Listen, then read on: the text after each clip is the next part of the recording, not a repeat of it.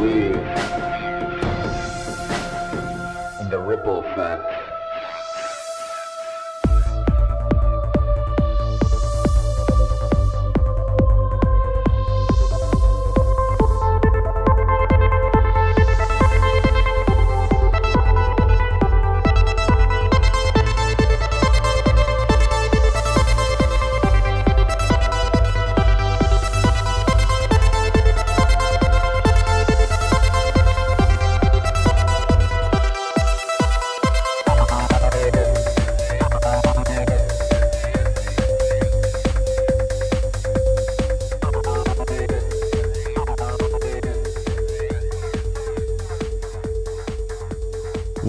What's up?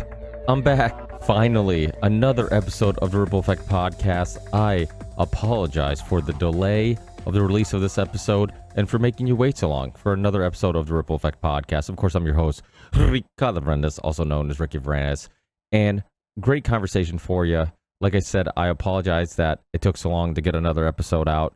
As you guys know, this isn't my full-time job, and I'll get into the fact that this is a Valley for Valley show, and supporting the show any way you can will help me reach my goal of eventually doing this podcast full time. And of course, because I don't do it full time and work's been busy, and honestly, I just been exhausted with kids playing sports, the wife working at night, me working during the day, and then all the running around with coaching sports, kids playing sports on different teams.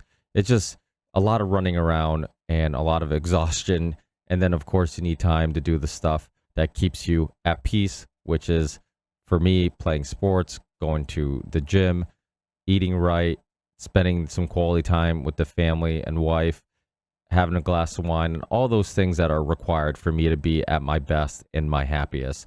So it's been tough. It's been difficult. Obviously, if I did the show full-time, the full-time job that takes up most of my day wouldn't be there, and I could focus on the show. But until that happens, every once in a while, unfortunately, there's going to be moments in my life, and there hasn't been a lot throughout the years. I mean, the show started in 2013. There hasn't been many occasions where I've gone more than 2 weeks without releasing an episode. But until I get enough support, it is going to happen occasionally. My guest today, Matt Ehret, has been on the show before. He's also been a recent guest on the Union of the Unwanted, and actually a frequent guest because I think he's been on a few times, at least 2 or 3 times. So definitely check out his appearances on the Union of the Unwanted. He is an author, journalist, historian. He's the editor-in-chief at the Patriot Review. He's the co-founder of the Rising Tide Foundation. He's a senior fellow at the American University of Moscow, host of The Great Game on Rogue News. He has authored tons of books. One recent book called The Untold History of Canada, and also The Clash of Two Americas. He's also a regular writer and contributor on Whitney Webb's Unlimited Hangout website and The Last American Vagabond. So if you're not familiar with Matt, I think by that proper introduction, you probably can assume he's very interesting and very knowledgeable on many different things. This was a very fascinating and fun conversation, and I want to get right into it because you guys have waited a long time for a new episode. But I do have to just remind you that this is a Valley for Valley show, and I'll try to get through this part of the intro very quickly. If you get some value out of this podcast or any of the podcasts and fascinating guests that I bring to you, please consider giving some value back. It doesn't have to be financial, of course. I understand money is tight for many of us, including myself. So consider taking a couple minutes out of your day to write a review, subscribe to the Ripple Effect Podcast on all the platforms I'm on, like Rumble, Band.video, Rockfin, and many others, and also iTunes and Spotify and Podcast Addict. Check out all the places you can find Ripple Effect Podcast on the rippleeffectpodcast.com. And liking and reviewing the Ripple Effect Podcast on all these platforms will help with their algorithms, suggesting the show, and it'll make it easier for people to find the show, which is important because if you're a longtime listener, you know that I've been kicked off YouTube and I've been shadow banned on Google and many other platforms and many other search engines. So anything you can do to help is very much appreciated. And of course, if you can support the show financially, as little as $1 a month, you can support me on Patreon and be a part of our Patreon podcast, which I'm in the process of figuring out the exact day and time. So please support me on Patreon for as little as $1 a month and be a part of the Patreon podcast, be able to connect with myself, other listeners, and be on a Ripple Effect podcast episode. And I'll remind you, again, if a small percentage of all the people who download the Ripple Effect podcast and listen to the Ripple Effect podcast and watch the Ripple Effect podcast on all the platforms I'm on, if a small percentage of you guys donate as little as $1 a month, I could easily do this podcast full time. So no amount is too little. Every amount is very much appreciated. And please don't forget, this is the show that brought you Del Bigtree, Dr. Pierre Corey, Dr. Jessica Rose before anybody else had her on, Dr. Peter McCullough, Dr. Robert Malone, all these people before their household names, Mickey Willis, the filmmaker who did the Plandemic documentary, and all these people who were helping spread truth. I had them on. I put my show on the line in regards to understanding that having these people on was eventually going to get me shadow banned if I wasn't already, and eventually get me kicked off YouTube. But I understood the importance of these podcasts and having these guests on, and hopefully you guys also believe this podcast and what I'm doing is important. Other ways of supporting the show is checking out our merch store. You can go directly to our merch store by going to the Ripple Effect Podcast merch.com. One of the coolest things is seeing people send me pictures or running into friends or strangers wearing Ripple Effect Podcast gear. So thank you everybody who's taken the time to check out the merch store and purchase some t-shirts, hoodies, mugs, hats, water bottles, and much more. Please check out the Ripple Effect Podcast merch.com or find a link on my website, rippleeffectpodcast.com, or in the show description. We also have a Venmo account. We have a PayPal account if you want to do one-time donations. We have a crypto wallet if you want to send Ethereum or Bitcoin. And we have a couple sponsors. One of them being Content Safe, which is how I get these video episodes on all the platforms I'm on. I upload to one location. Then magically, sometimes within hours, you can find the video version of my episodes on all the platforms I'm on. So if you're a content creator, podcaster, YouTuber, check out Matt from Content Safe. He has tons of services for content creators. He also runs and built my website. So if that's something that you're interested in, check him out. ContentSafe.co. Let Matt know you're a listener of the Ripple Effect podcast and he will hook you up. Another sponsor is the University of Reason. I know many people are unhappy with their current situation. Maybe they're at a crossroads in life. Maybe they're just looking to do something different or can connect with a different community. Check out the University of Reason, created by Richard Grove, who's a frequent guest on the You Have Done Wanted and Ripple Effect podcast, also the host of the Grand Theft World podcast. And he created a great opportunity for you to do something with your life that's different, connect with the freedom-minded, libertarian-minded community, expand on some skills you may have, learn some new skills, and much more. So check out the University of Reason if this is something that you think might be interesting. Use the link in the show description and you can help yourself and the Ripple Effect podcast at the same time. And then, of course, my last but not least sponsor is Element Electrolytes, one of my favorite sponsors because I use this every day. It's electrolyte packets you put in your water. It's made with only premium ingredients, no artificial colors, no artificial flavors, sweetened with the stevia leaf. It has magnesium, potassium, and sodium, tons of great flavors, and it can relieve you of many symptoms that are due to dehydration, like muscle fatigue, headaches, low energy, cramping, and many other things. So if you want to optimize your mind and body, check out Element Electrolytes. Use the link in the show description or on my website. You get a free gift with every purchase, and you support the Ripple Effect podcast. Thanks again, guys, for always being patient and tuning into the Ripple Effect podcast. Hopefully this episode is worth the wait, and I have tons of great shows already scheduled that I cannot wait to tell you about and share with you guys. So please keep a lookout. I promise the next one won't take as long to be recorded and released. Hopefully all is well with everybody listening, and I will see you on the next one. Peace.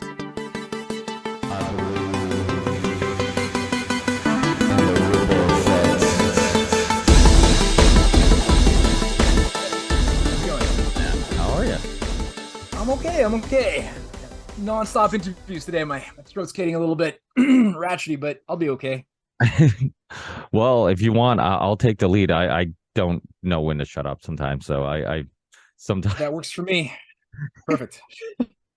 Yeah, it's weird because when you host the show, it's you never know if you're talking too much or too little. It's like you constantly, or at least with myself, like I'm constantly like, okay, well, I don't want to put all the work on the guests that fill up, an hour of my time. It's like I just want to flow, and just like any conversation, any casual conversation, like sometimes I'm going to take the lead. Sometimes you're going to be in some story you want to tell and you'll take the lead. And, I really don't monitor much of that. But I know, I don't read comments or anything like that anymore. But I remember back in the day, sometimes you would get these comments of somebody who ran into your show because they're a big fan of whoever's on the show. They're not actually looking for your show. They're just looking for interviews with the guest.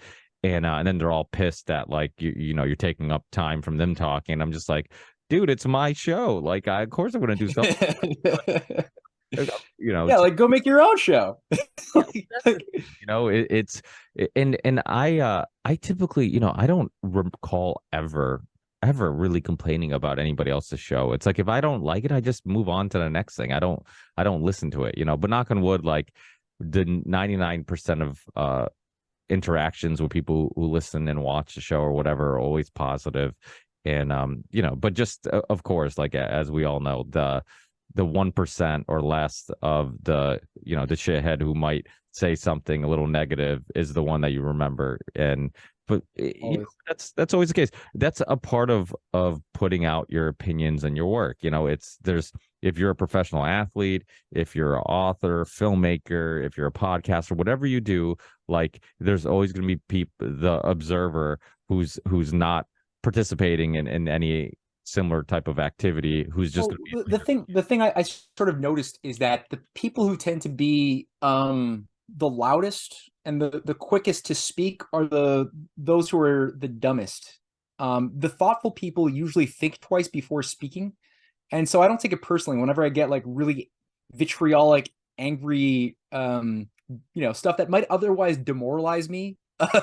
When you read the comments under videos, sometimes some of the stuff could be demoralizing, but yeah, it's like those who speak first, think later are the ones who you tend to see being asses. But for the most part, yeah, thoughtful people will be quiet, and that has kept my soul afloat in rough times as a reminder. Well, that, and I kind of look at myself, and it's like if I don't enjoy something, I just kind of move on, and I don't feel the need to have to critique it or write a comment and get involved in that kind of back and forth. Even with social media, like it's rare that I ever do anything but just post a episode. It's like I have hours and hours of podcasts talking and discussing issues. Like a little tweet, like there's just no need for me to kind of express a whole lot of opinion on social media, because I'm like, if I get into interaction, it's like now I'm spending a lot of time sharing my opinions. And it's like if people really care about my opinions and they want to go really get a better understanding of how I feel about certain things, it's like I have hours and hours of content with all different types of people.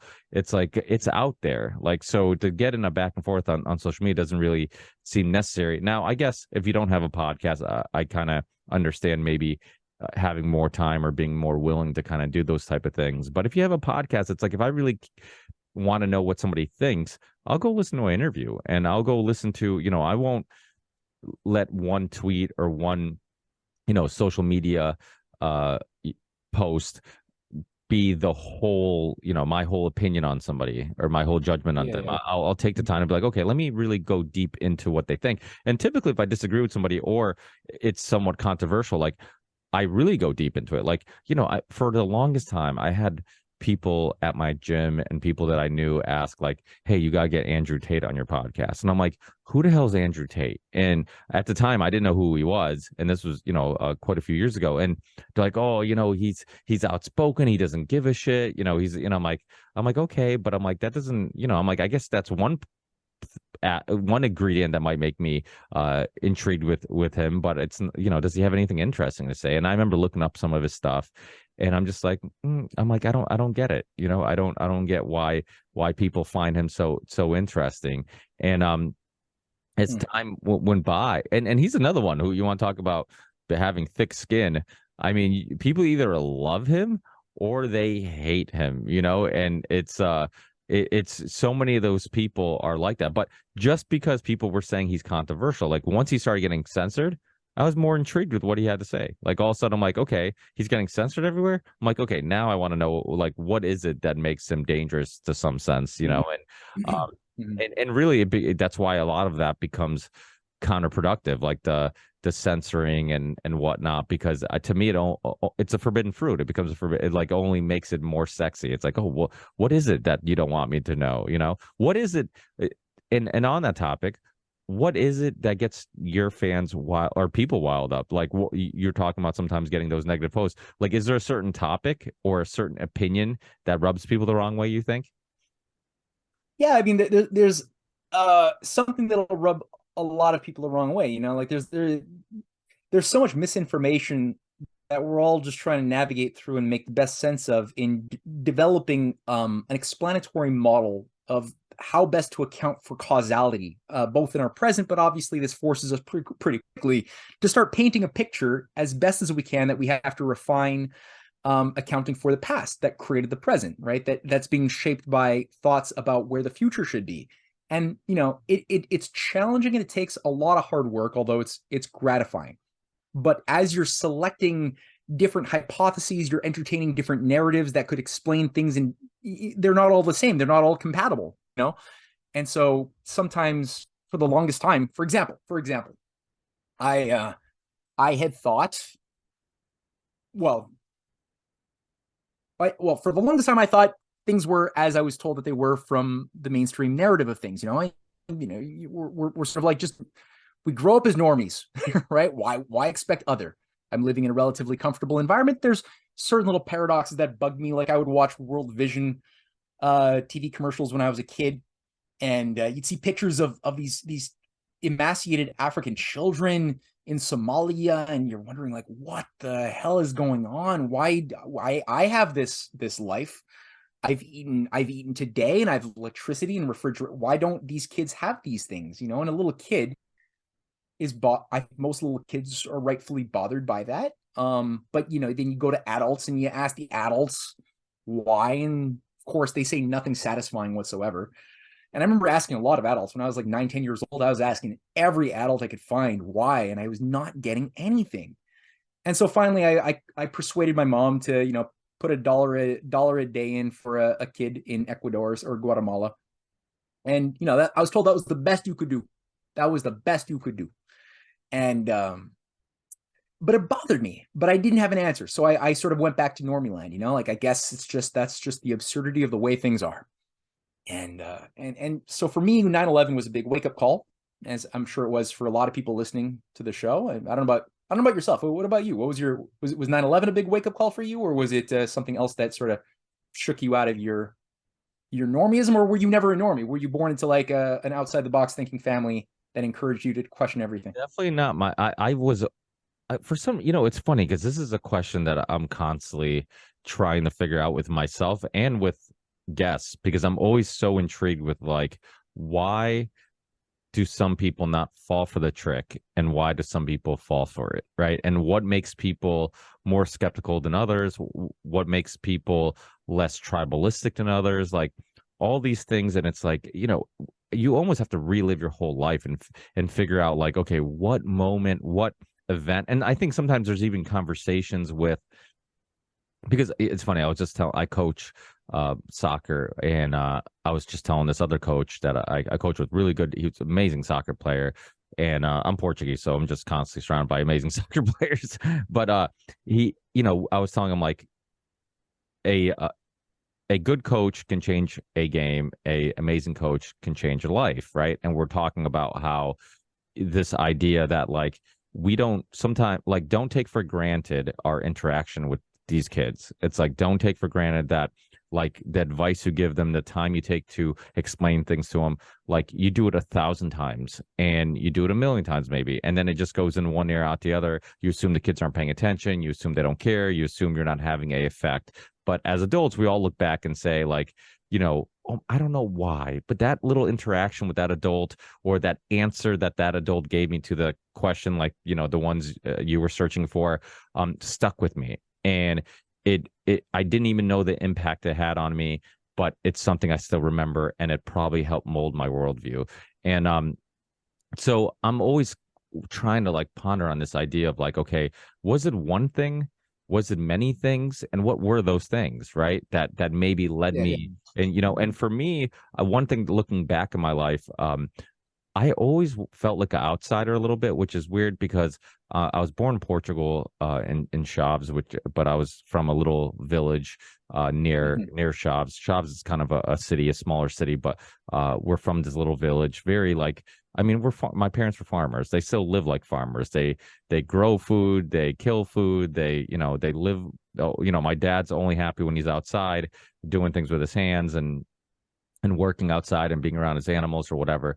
And so we came to America, and I grew up in like a town called Ludlow, which is like has a huge Polish and Portuguese community, and huge Portuguese community. But a lot of the kids I grew up with were born here, so they spoke English, they whatever. So I kind of always felt like an outsider, like I'm like, Mhm. okay, kids are cruel, as I'm sure you know, and I was a foreigner. So, I always felt like outsider, even though I was in a community full of Portuguese kids, but they all spoke English and they were born here or whatnot.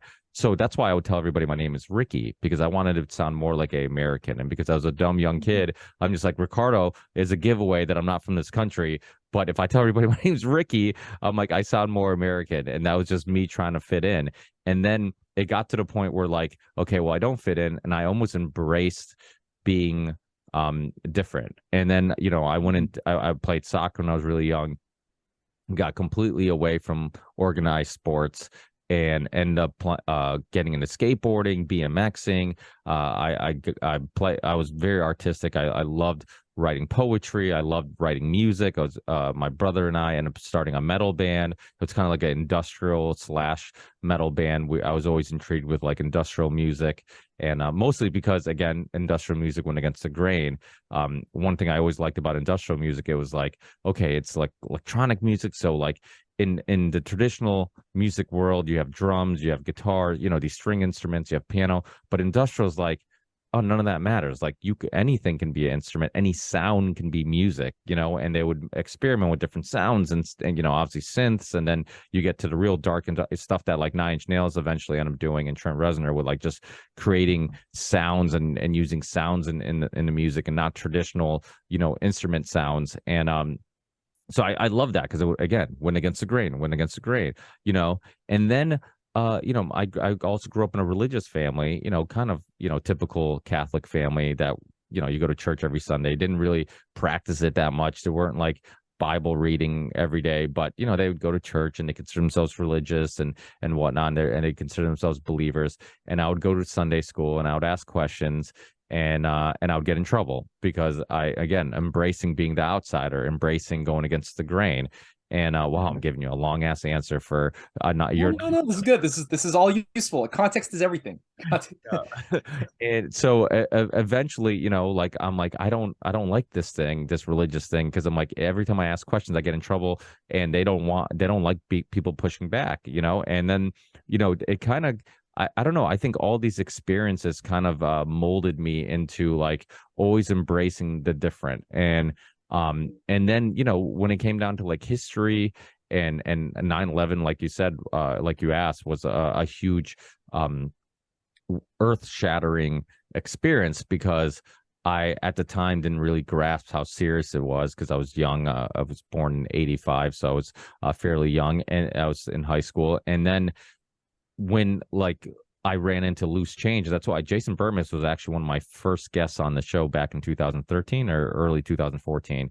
And he was one of my first guests. I remember telling him, I'm like, you're, and there's people, as you know, with everybody's work, that critique loose change and said, oh, they got this wrong and they got that wrong. And I'm like, you're missing the point here. The point is, what they didn't get wrong was that we were lied to. And that's the point. And the point is that it opened everybody's eyes to a alternative view of the world and an alternative perspective on this specific event, which completely shatters your worldview. That the people who are supposed to be protecting you could potentially be lying to you, and in some cases intentionally harming you.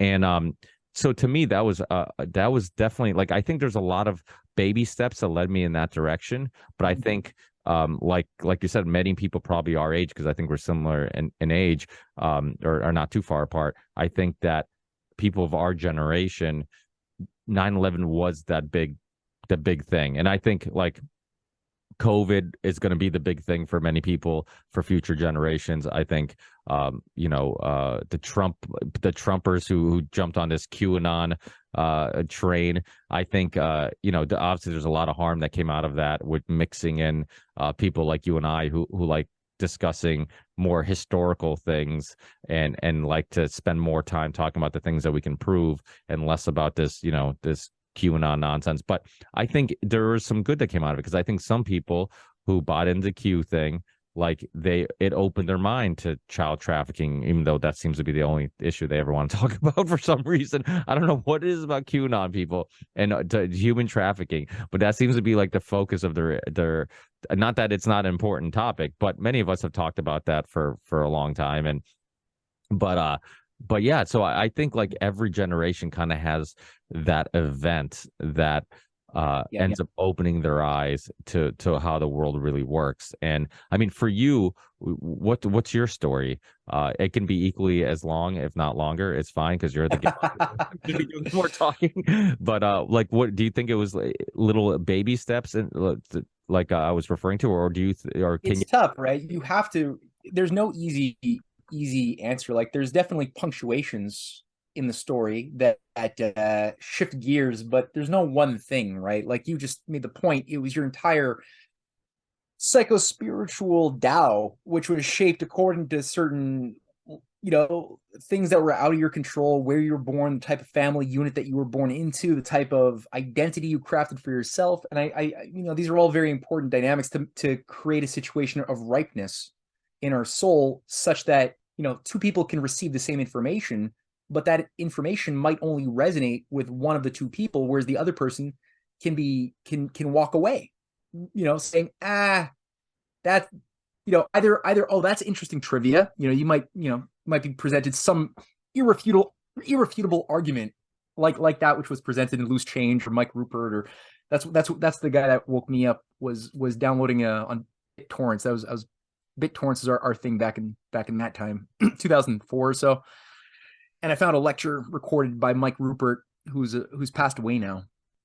And it was the first time I had friends previously who were big into conspiracy theories, Illuminati, other things like that, reading David Icke, and we're frequently, we'd hang out, we'd be enjoying each other's company, and they would be trying to persuade me that the Illuminati conspiracies were true. And for a while I would try now and again to like either watch one of their videos, or I bought a David Icke book, which was being sold at Chapters Indigo, which was one of the biggest mainstream bookstores. So that should have got me thinking already, like, why was David Icke's work being sold there? But anyway, I bought it and I read it, and I'm like, okay, I can go along with some elements of what you're saying, but the shape-shifting lizard thing is tough, and then the queen is a hologram, and I'd be like, this is just, it's too out of left field. I can't go with you on this journey. So they weren't presenting these concepts in a way that involved mental discipline, rigor. And it was only with Mike Rupert that I was like, oh, here's somebody who's really using his mind well.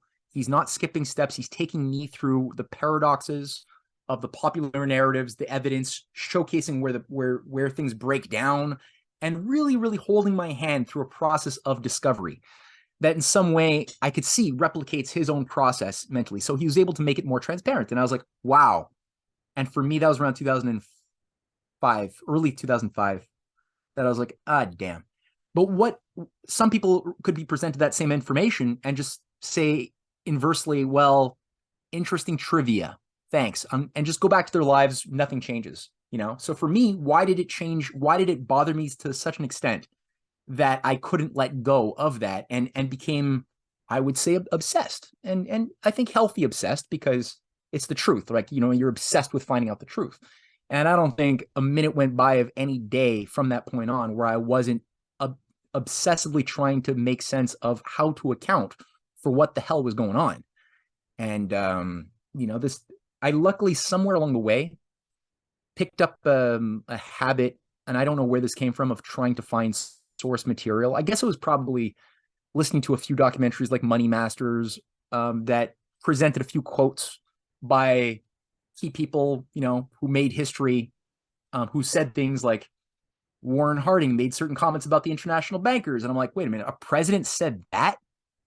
What? And at least I was like, I didn't believe it. So I at least was trying to track down as many original speeches or remarks that I could find anywhere. And I would go to my library. I would take out reference books to get the collected writings of McKinley or Lincoln. And I was trying to or Albert Pike, you quickly encounter that there are these Freemasonic secret societies and you're like, what's that all about now? And so Albert Pike comes up a lot and you hear Morals and Dogma. So I'm like, can I get that book? And luckily at the time I had a friend in Ohio who was, he was a Freemason. He was a rapper.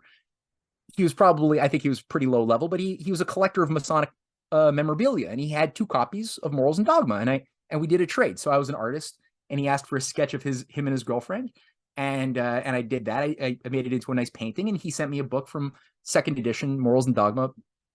Covers ripped off of it, but anyway, it's pretty cool. So it gave me a chance to just read the damn thing, and I didn't read the whole thing. I read the last nine chapters for the last 9 degrees, just to get a sense, well, what do they think in their own words?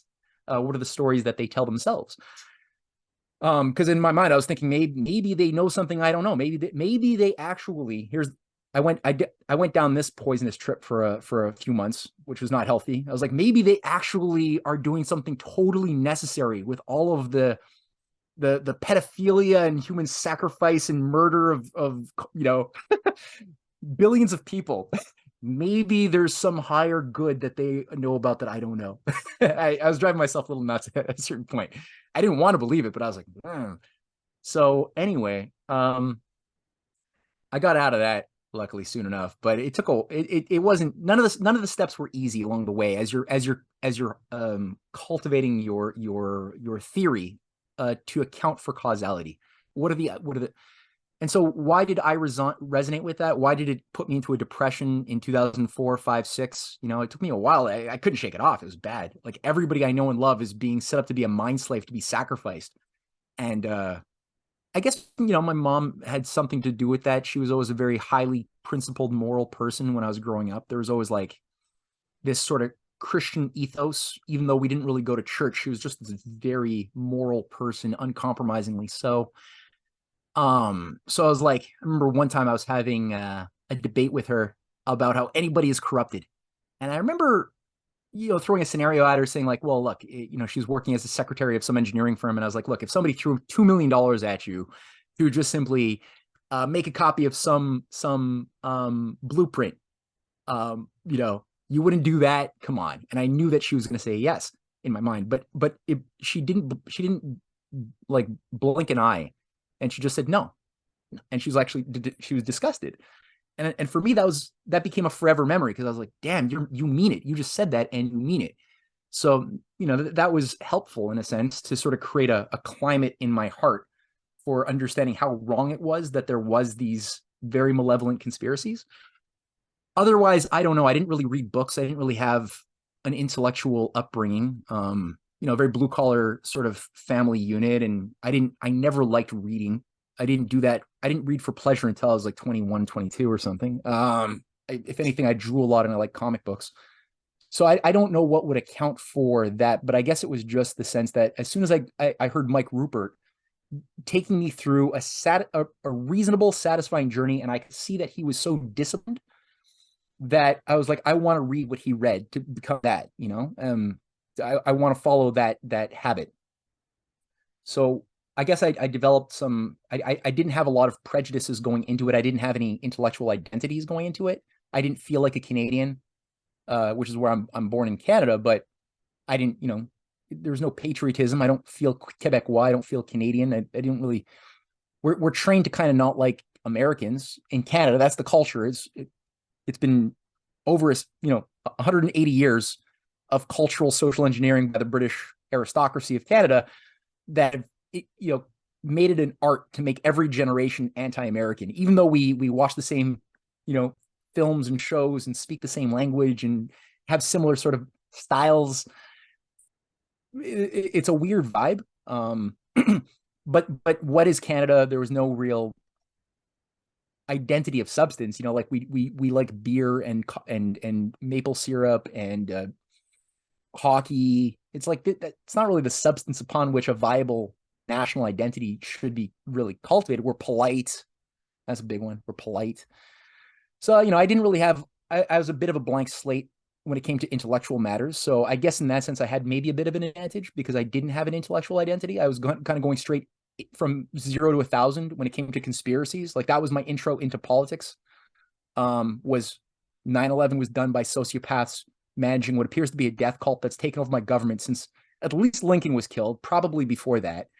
And then I started like fixating on like, at first, you're like, okay, well, it's an American empire.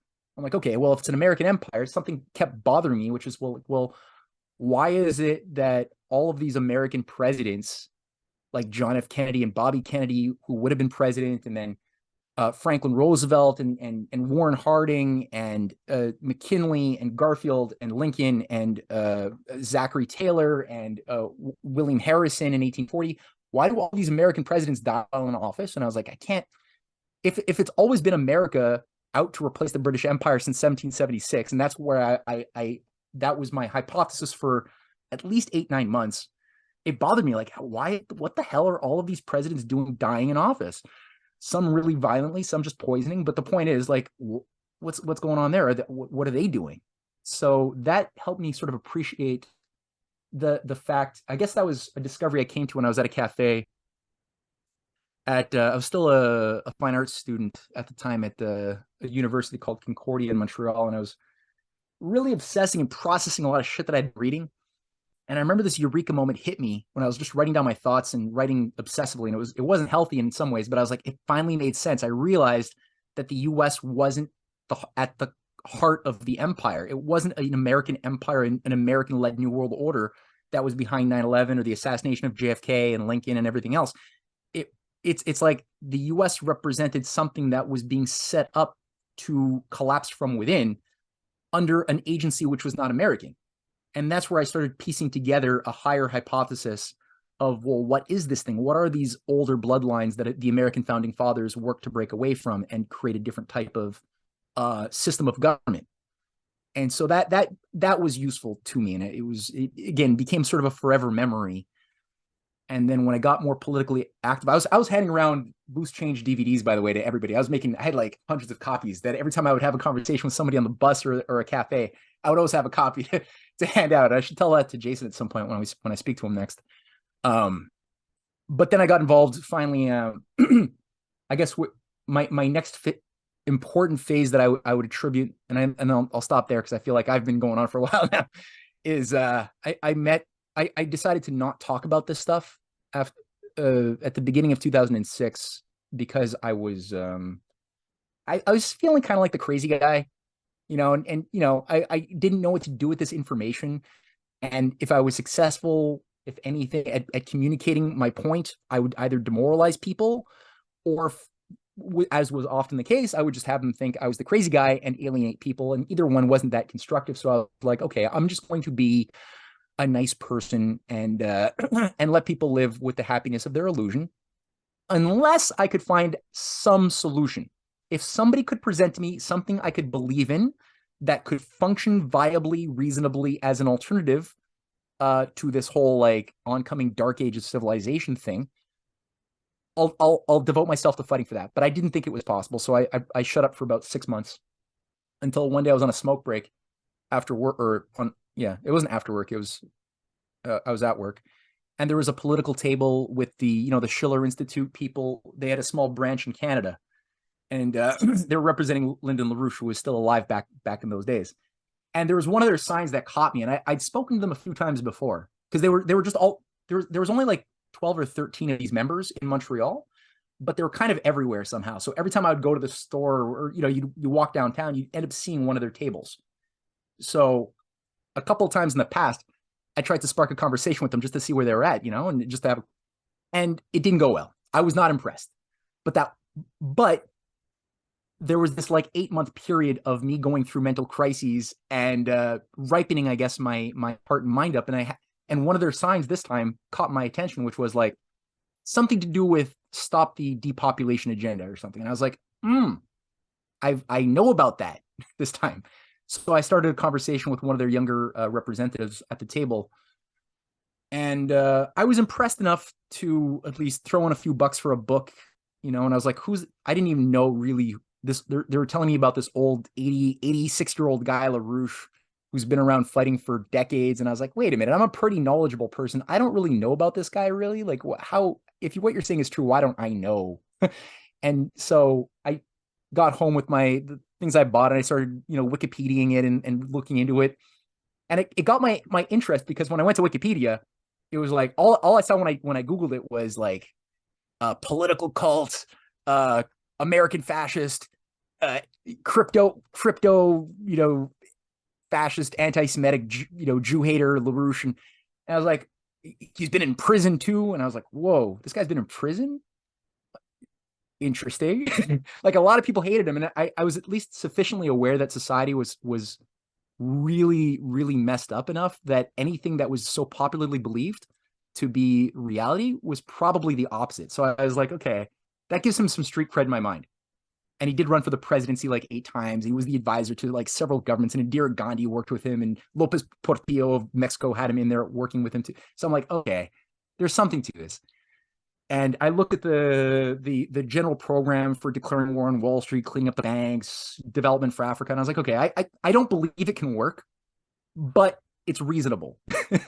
So for me, at least, I was like, okay, everything else in my society is a waste of time, because it's all like, everything is a giant cultish illusion bringing us towards the slave society. So my logic is, well, this might be a cult. Maybe it's true, but everything's a cult. At least this is one which is like talking about the oligarchy and trying to resist it.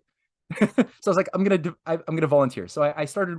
That was like an emotional identity shift, because I began to not just be a passive experiencer of information, and I started a new sort of chapter of trying to be an influencer, an instrument for change in a positive way, which was a big part of qualitative learning for me, because all of a sudden I'm communicating to others about matters of conspiracy, but with an idea to get them to take responsibility. First through, I did a lot of table organizing for a couple of years, which, as you just, talking to strangers with very provocative signs, like, putting a Hitler mustache on Obama or something, and that starts really, really crazy conversations sometimes. And it's a very interesting experiment, sometimes more unfriendly than other times, but it was interesting to see, could I defend these ideas with people who sometimes are more knowledgeable than me? Sometimes I'd have a professor come up to me and I'd say something and I couldn't prove that it was true. And it was a nice opportunity to then say, okay, well, either I'm wrong, or and that professor is right and I'm stupid, or I didn't think about my opinion enough and I have to go back to the books and figure out my blind spots. And that was highly valuable as well. And coming out of that, there was this increasingly there was a momentum to try to move some things in Canada. So a few of the younger members were a little annoyed just doing table organizing every day, which is what we called it, like street organizing. But it was limited, because you're like, we're telling Canadians to like impeach Dick Cheney. That's disempowering. There's only so far you could take that, or get rid of Felix Rohatyn and the Lazar-Frere Banks from the Democratic Party. And I'm like, but you're in Toronto or you're in Montreal. Like, what are you going to do with that information? So myself and a few of the younger guys were like, okay, let's try to do something in Ottawa. So that was December 2007. That was a big learning thing, where for the first time we decided to have an event, like a conference in Ottawa, to brief politicians who we never talked to politicians. Maybe some people in there are human beings who maybe are open to these ideas. Who knows? We just assume they're not, but maybe they are. And what about the embassies? What about so we're like, let's make a list of the different embassies, their numbers. We'll make an Excel sheet, and we'll do the same thing for the Canadian senators and the Canadian members of parliament. And let's just do some outreach. Let's send emails out. Let's call them up and see who we can score meetings with and see who's good. And we'll do an event as an icebreaker. And so we did a big event, and it was really good. It was like a full day event, cost a few bucks, but it was worth it. And we had some big speakers who came in talking about, the oncoming economic collapse, I mean, there were a lot of elements to this, but we had like 30 different embassies who showed up, and we had like 5 different members of parliament offices who showed up, and we're kind of surprised, but they weren't resistant. It wasn't like, we're just like conspiracy theorists in the shadows talking about reality, and then there's this other. No, it was so that sort of shook me out of my feeling like I was on the fringe, and I was like, okay, there seems to be a body of people who seem to be in a position to make things happen, who are open to these things. And so that was all of these things were helpful in my development process. At a certain point, I could only go so far within the context of the Montreal Schiller Institute, so I did my own independent thing in 2017. But that was a big part of my own growth identity process. That's still and to get back at the original question, like, what do people flip out about? I say things that the biggest one that I find gets the most ugly is the anti-Jew stuff, because the anti-Jew crowd is really loud and really angry, and they're really convinced that everything is the fault of the Jews. So if you say almost anything that infringes upon their explanatory model of the Jews are the cause of all of our problems, they can get really, really vitriolic, loud, and ugly about that. So that's the one that I tend to encounter the most. Yeah, it's weird because it's there's two, even in the conspiracy theory world, there's like two tribes, right? You get the ones who are like, okay, you're blaming them for everything, and then you get the ones that are like, okay, Zionism exists, they are a threat, but does the truth, like, typically it does. I probably know the answer to this question, but I'd love to get your opinion. Like, does the truth land somewhere in the middle where it's like there's some truth to both sides of the argument? Because to me, the problem with like blaming the Jews on everything, it starts sounding a lot like Nazi Germany, and it's like, to me, it's cultures are always looking to blame others for their problems, and a lot of times it unites people, right? Because now you have a common enemy. It also makes it much easier to do something that maybe would be more morally wrong if you didn't dislike the other. You see it in America. I always talk about like how foreigners in America love to shut the door behind them, right? Like immigrants love doing that. It's like, I've talked to Italians, I've talked to Irish people complaining about Mexicans, and I'm just like, you were once the Mexican, right? That you were once the immigrant they didn't want in your country. When JFK was running, they thought the Catholic Church was going to run the country. Everybody was afraid of an Irish American becoming president. Terms like paddy wagon were because of the dislike of the Irish, and I mean the Italians were treated like shit at one point. And then it's like, once you're here and accept it, it's like, now let's shut the door behind us. And it's like, it just seems, it's like that saying, I remember when I was getting picked on in elementary school, and I remember a terrible discovery I made. This is like not my best self showing here, but I was maybe 10 years old or something, and I was getting picked on quite a bit and bullied, and I discovered that there was this kid who was I felt was a bigger loser than I was, and I made fun of him, and other kids laughed at him, and the deflection moved away from me, and it's a terrible discovery I made, and I started bullying this kid, and it did feel like all of a sudden I was empowered. If I could go back in time, I would slap myself in the head. What a terrible thing to do. But I feel like that was like a little bit of a microcosm of what you just observed about sociology. There's this tendency of us when we were in an infantile ego state to do that, to cast blame on otherness, and oligarchs who have sort of mastered the art of social manipulation over the course of centuries, if not millennia, are really good at being sensitive to and fueling the flames of these sorts of class prejudices, tribal prejudices. There's always a tendency of tribalism, and this is always going to be exploited by social engineers to get us to fight each other, to blame the other, when in reality we have everything in common, because we're all being victimized by the exact same inbred, hereditary, sociopathic death cult elite that wants to bring back global feudalism. It's always been what they want. It's not a new thing. but they just play us, and they play us like a freaking violin because they know what our weaknesses are. That's, if anything, if there is a secret of the inner elite, it's not what I used to think it was. I was like, maybe they do have secret knowledge, right? This esoteric, occult higher knowledge that only the elite can know.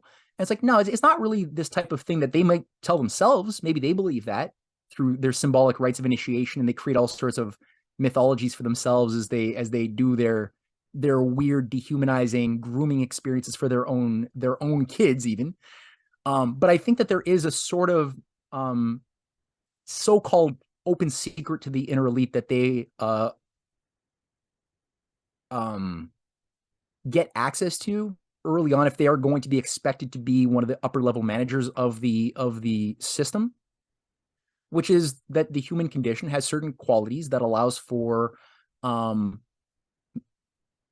the creation of controlled oppositions both between ourselves and within ourselves. There's ways of getting human beings to adopt modes of feeling and thinking that puts us at odds with our true nature, right? By redefining freedom, for example, as something purely hedonistic. So if you say that freedom is just, for example, read Plato, right? In Plato's Philebus dialogue or the Gorgias dialogue, he's always treating the fallacy of what was popularly considered to be the standard upon which good and evil is judged.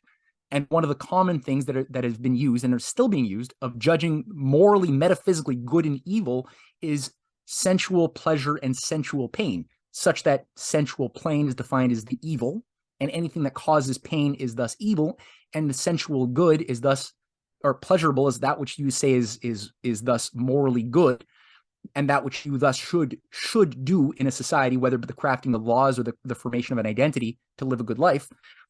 And that's retarded as sin, because sometimes good people will accept willfully, even happily, things that are painful in order to get a greater good to happen. We make sacrifices for our kids all the time. We even see it in nature.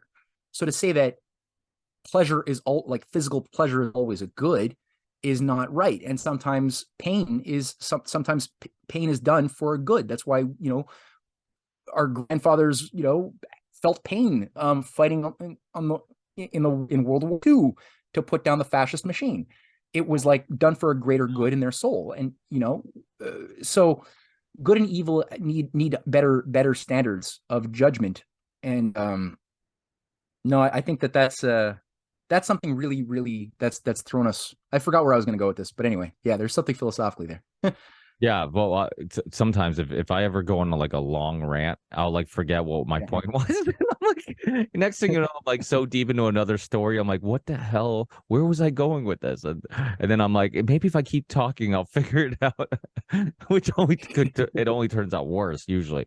But because then the listeners are smart. They'll pick up on the fact they're like, dude, you're ranting about nothing. And I'm like, that's because I had no idea what I was talking about. I lost my train of thought. But now I know I did have a point, and it'll probably come back later. Yeah, I'm sure it will. And if it does, feel free to I'll let you know. Yeah, I'll let you know. Well, the thing, the good and evil, right? And actually, another thing. There's so many things I want to ask you, but the back to not to spend too much time on this topic. I don't know how much you want to talk about each specific thing, but the Zionist thing, like I think this is. Oh, that was it. The Zionist thing, the tribalism. Yeah, that was it. There we go. That was it. Sorry, did you want to finish your question?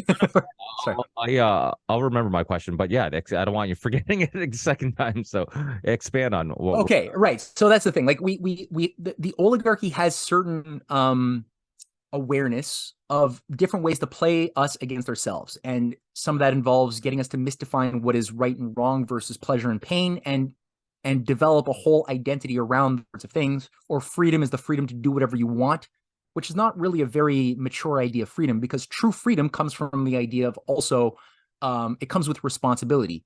So the freedom to just eat whatever chips you want or whatever, that's not real freedom in the highest sense of the meaning of the term. That's like a slave's freedom. So they get us to misdefine these things, so we become kind of our own worst enemy, and they don't need to do that much direct input. And the tribalism thing is a big one. So as far as the Zionism issue, every lie has a little bit of, generally every lie has a sort of, it participates in some truthfulness, which is what makes lies function. Otherwise, if there was no truth in any lie, they would disappear immediately. So obviously the whole like, Jewish conspiracy thesis has elements of truth. Do political Zionists have an immense amount of influence? Sure. Yes, that is correct. Have they been behind bad things throughout history? Absolutely true. Do they conspire? Yes, they do. All of these things are the case. Are they willing to kill their own Jewish people as far as advancing political agendas? Absolutely. Are they even willing to allow Israel to burn to the ground? Yeah, sure. For their own agendas, yeah, because it's satanic. Ultimately, you could have good Christians, bad Christians, good Jews, bad Jews, good. And what makes the bad, the really bad, like the ones who are the inner echelon sort of influencers, because most people don't even fully understand what it is that they're a part of, even when they're instruments for the will that is against their own well-being and their people.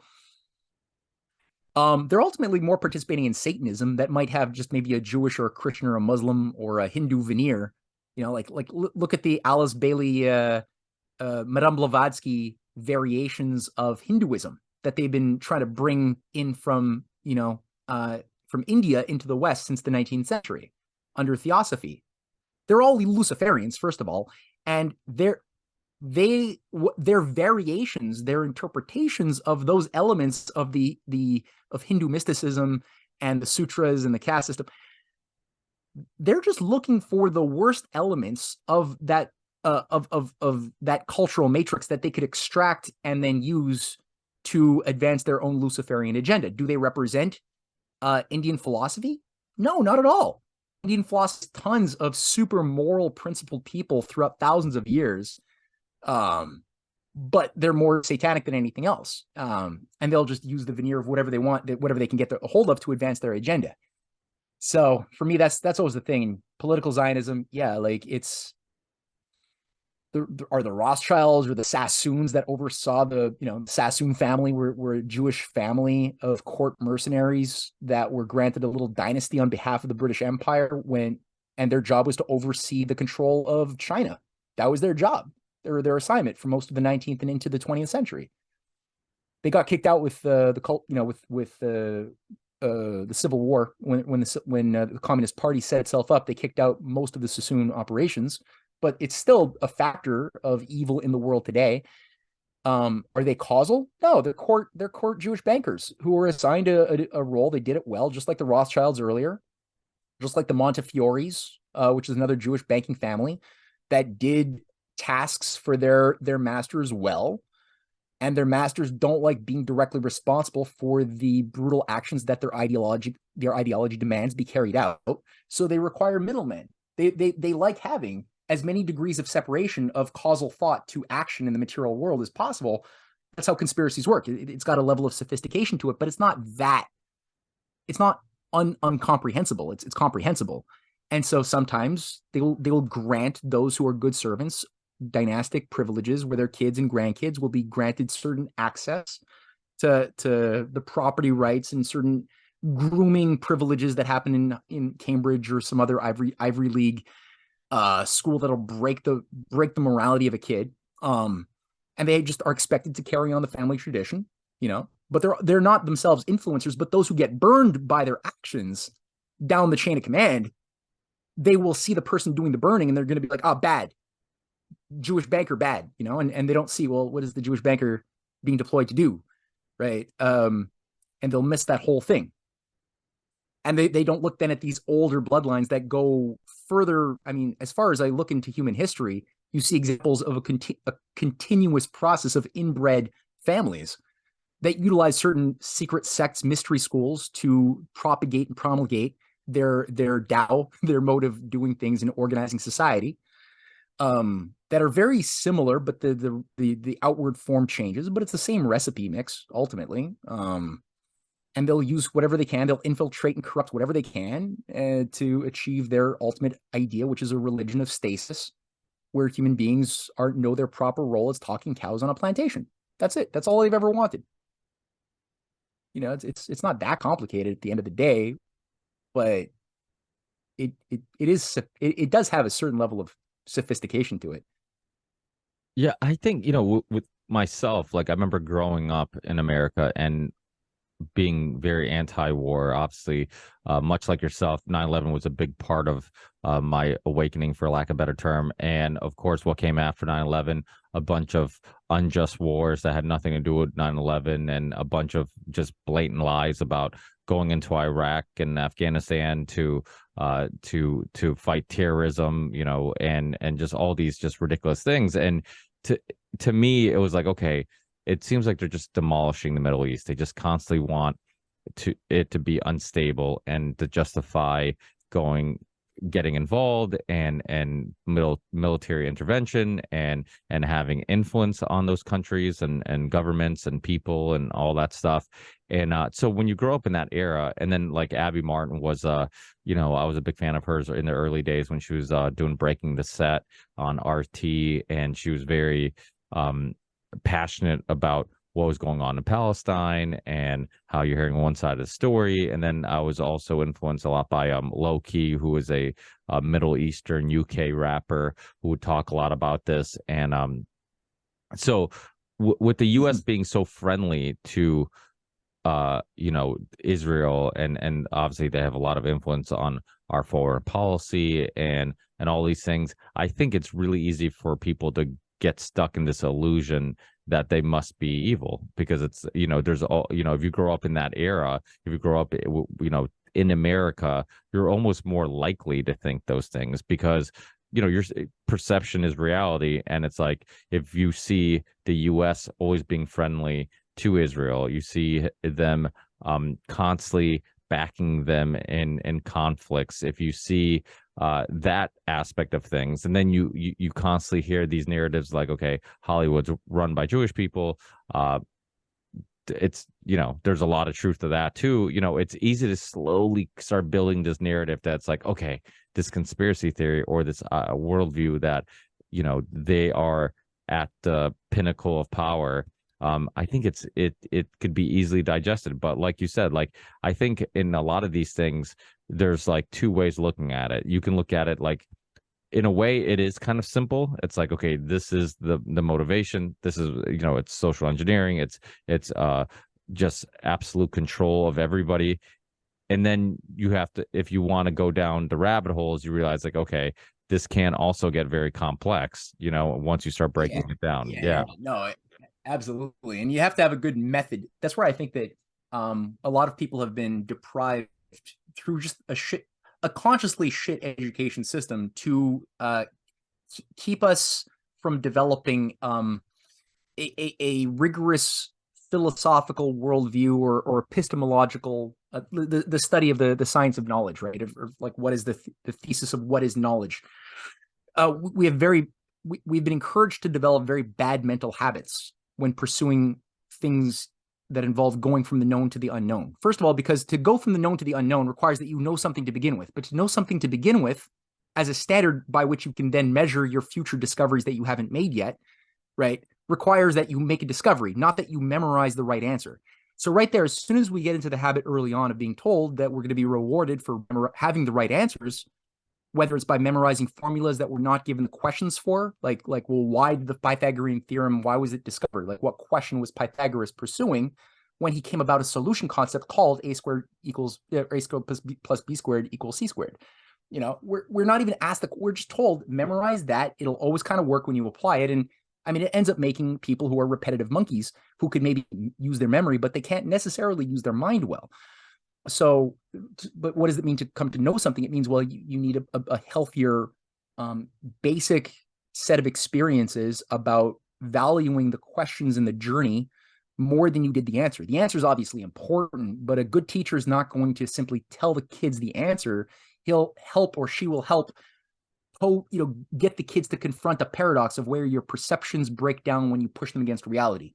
Like, what's a paradox? People thought there was something called, example, right?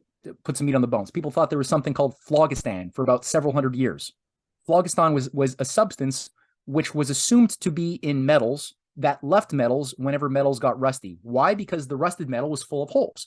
And so people were like, well, obviously the thing that left the metal, that has caused the holes, is phlogiston that they imagined must exist, until somebody had the wits to create an experiment, very simple, and they just simply realized that that same block of metal at one weight, you take two of them, one you don't rust, the other you put in water and you let it rust, and then you weigh them. What happens? Well, the one that's rustier is heavier than the one that wasn't rusty. Well, if something had left it, you would think it would be lighter, but the fact that it's heavier means that something went into it.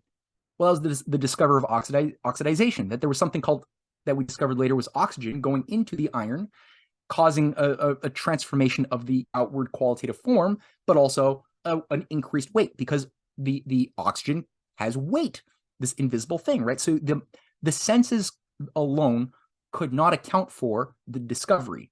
The discovery was the consequence of realizing where your naive sense perception, or the motion of logic that was governed by the rules of sense perception, failed when confronted with reality, forcing the mind to create a new thought concept that could then solve the problem.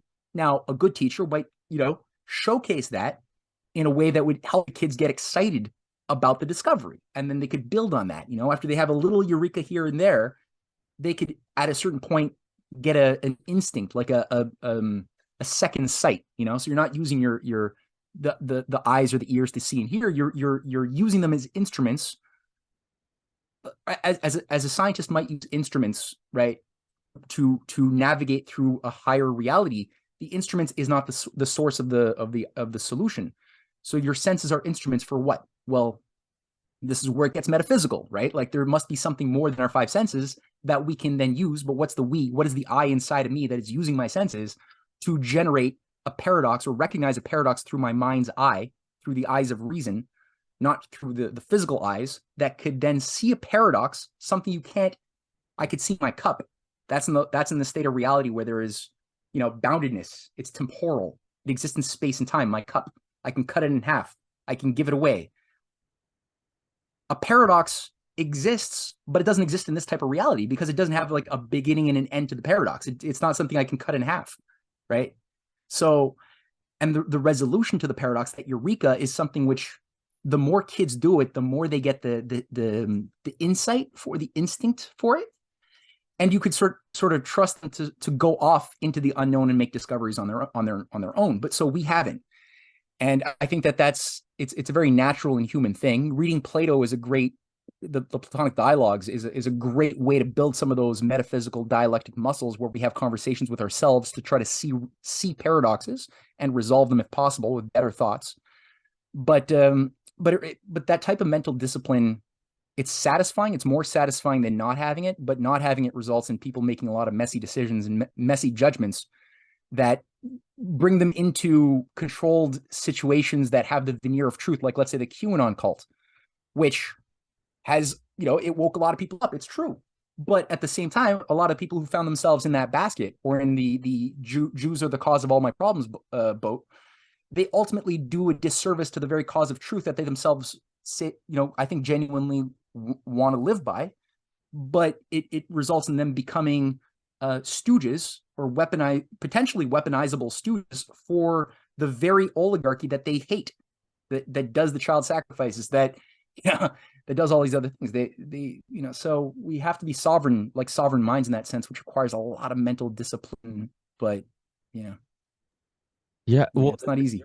Yeah, and what you're saying a lot of really important things, because the thing is, you're right. This is something that I'm constantly wrestling with, and I love those eureka moments when somebody comes to you with a new theory and a new perspective and a new philosophy that you haven't even entertained or heard of or nothing, but yet you hear it and you're like, holy crap, this makes way more sense than what I've been told. And you're like connecting the dots in your head, and you're like, oh my God, this thing that's been generally accepted could be complete nonsense based on more nonsense. And it's so much of like what we learn is built on this foundation. Like, we're limited. Like, I always use this metaphor that, like, the elite, or the general science of experts or historians or whatever experts you want to use, like, they build a foundation. They're like, okay, you can learn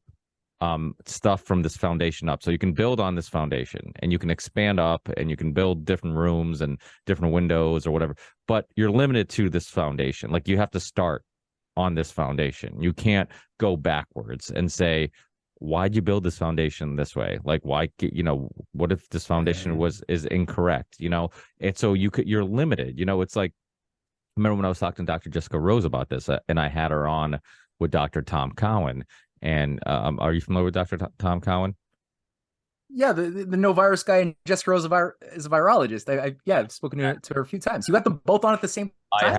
Yes, because Jessica Rose and I became very. I'll send you the episode. Jessica Rose and I. I would like to. I will watch that. Absolutely. Yeah, she's very friend. Her and I became very friendly. Mostly because she's also a polite Canadian like yourself. I'm kidding, but she is a Canadian. But she's she's fun because she's willing to have these conversations and go completely out of her comfort zone and explore things that go against her worldview. And I remember talking about having Dr. Tom Cowan on, how I had him on like way before the COVID thing, and he kind of became a household name. But I had him on previously because I found him so fascinating in regards to his worldview. Like when he would talk about water, when he would talk about just medicine and I mean, I remember even the first time I heard him talk about fevers, for example, right? Like we're told like your kid has a fever or you have a fever, what you should do is lower that fever. And it's like, it's something so obvious. And I was like, why, how did I fall for this? Like, how come I never even thought about this way? He's like, your body is obviously trying to kill something. It's obviously trying to, the fever, it's your body's way. It's the way that it's using, the method it's using to try to relieve yourself of this disease, this virus, this sickness, whatever you have. So for you to stop it from doing so, it actually can not harm you, but it can actually lead to you being sick longer instead of you letting it do what naturally it wants to do. And then it's like, you never thought of symptoms as like a good thing because we've been like raised in a world where it's like symptoms are always bad. That's why you take this pill. You take this pill to relieve your symptoms. It's always about symptom management. It's like relieve your symptom, really. And to never think about like looking at symptoms in a different way where it's like, okay, maybe the symptom isn't really a symptom as much as it's just the way my body is trying to prevent itself from, or its way of killing this virus. And the same thing with like food poisoning, right? You get food poison and it's like, okay, you're throwing up or whatever, and your body has something in it that it wants to get out. If you don't get it out, or kill the bacteria that's in your stomach that your body's trying, you can use activated charcoal to kill the bacteria. You can eat charcoal. It'll actually kill the bacteria and calm your stomach. But either way, if you don't kill the bacteria, your body is doing the smart thing of like, let me try to remove this from your body. Like, this is harmful. Yeah. Let me get it out. Absolutely. So the throwing up is looked at like, we focus on the throwing up, like, oh, I'm sick and I'm throwing up. But we never look at the throwing up as, no, this is actually your body trying to heal itself. And so it was just like an interesting way of looking at things, which made you kind of re-examine a bunch of different symptoms we have and how what our body is actually doing, and maybe the way we're dealing with these symptoms doesn't actually make sense. But I had him on with Dr. Jessica Rose, and it was an interesting conversation. And, I love people like Dr. Tom Cowan and people who will kind of blow up my world. I remember the first time I talked to Gerard Williams. I mean, I had him on years way long before he was on the Hunting Hitler series and all those Looking for Hitler in Argentina series. Like when I first ran into his work, it was kind of like not really accepted, this narrative that he made it to Argentina, and he wrote a book on it, and it like completely blew up, like, basically what we've been told about World War II. And I was, like, oh my God, like I never even heard this idea that he possibly, I mean, you would hear rumors, Operation Paperclip and some Nazi Germans making it to Argentina.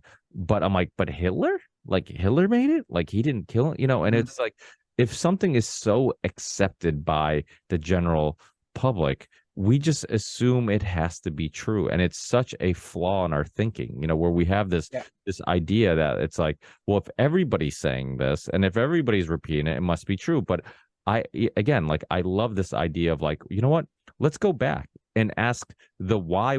Like you were saying, it's like, why was he pondering on this? Like, what sparked those ideas? Let's go back and go all the way to the root of the thing, and maybe even question the root, and not just argue about the tree, but let's actually question the root. Like, why is it growing here, and why did it grow this way, and all these things. And typically throughout history, it's those people that go against the narrative, that maybe at some point look like lunatics. I mean, look, even Alex Jones is a modern day example. Even David Icke. I mean, David Icke had some kooky theories, but some of the things, definitely make sense. And in regards to social engineering and in regards to bloodline, you brought up yourself, like this idea of, like, seeing all these connections with royal families and monarchies and all this stuff. Like, there is some truth there. And another thing you also said, typically these conspiracy theories continue because there is a seed of truth somewhere. And but go ahead. Yeah, absolutely. No, I mean, these things do go back a long. It's like, it's not like there's this thing I've been playing with as an idea that I've a lot of people today are using this term, like, fifth generational warfare. It's like, it's there's this assumption that the world is so much more sophisticated and complex because of fifth generational warfare today that they never had before, and all of this is new, and thus it's so much more daunting to navigate through the misinformation, and the oligarchy's systems are so much more complex. And it's like, not really. It's just that we've become more dumbed down, so we perceive something which was generally recognized as a normal part of human life, which is that societies, for the good or for the bad, conspire, and the conspiracies require a degree of sophistication, which revolves around recognizing the mind as a battlefield, and the creation of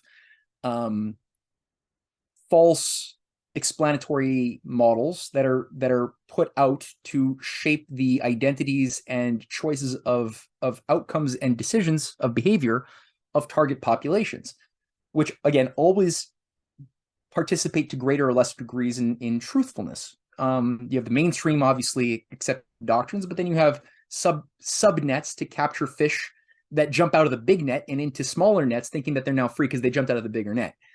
And and that's been always a technique. As far back as we could find written records of human civilization struggling around these ideas of freedom, oligarchism. What is it? Where do rights come from? What are rights? Why are rights?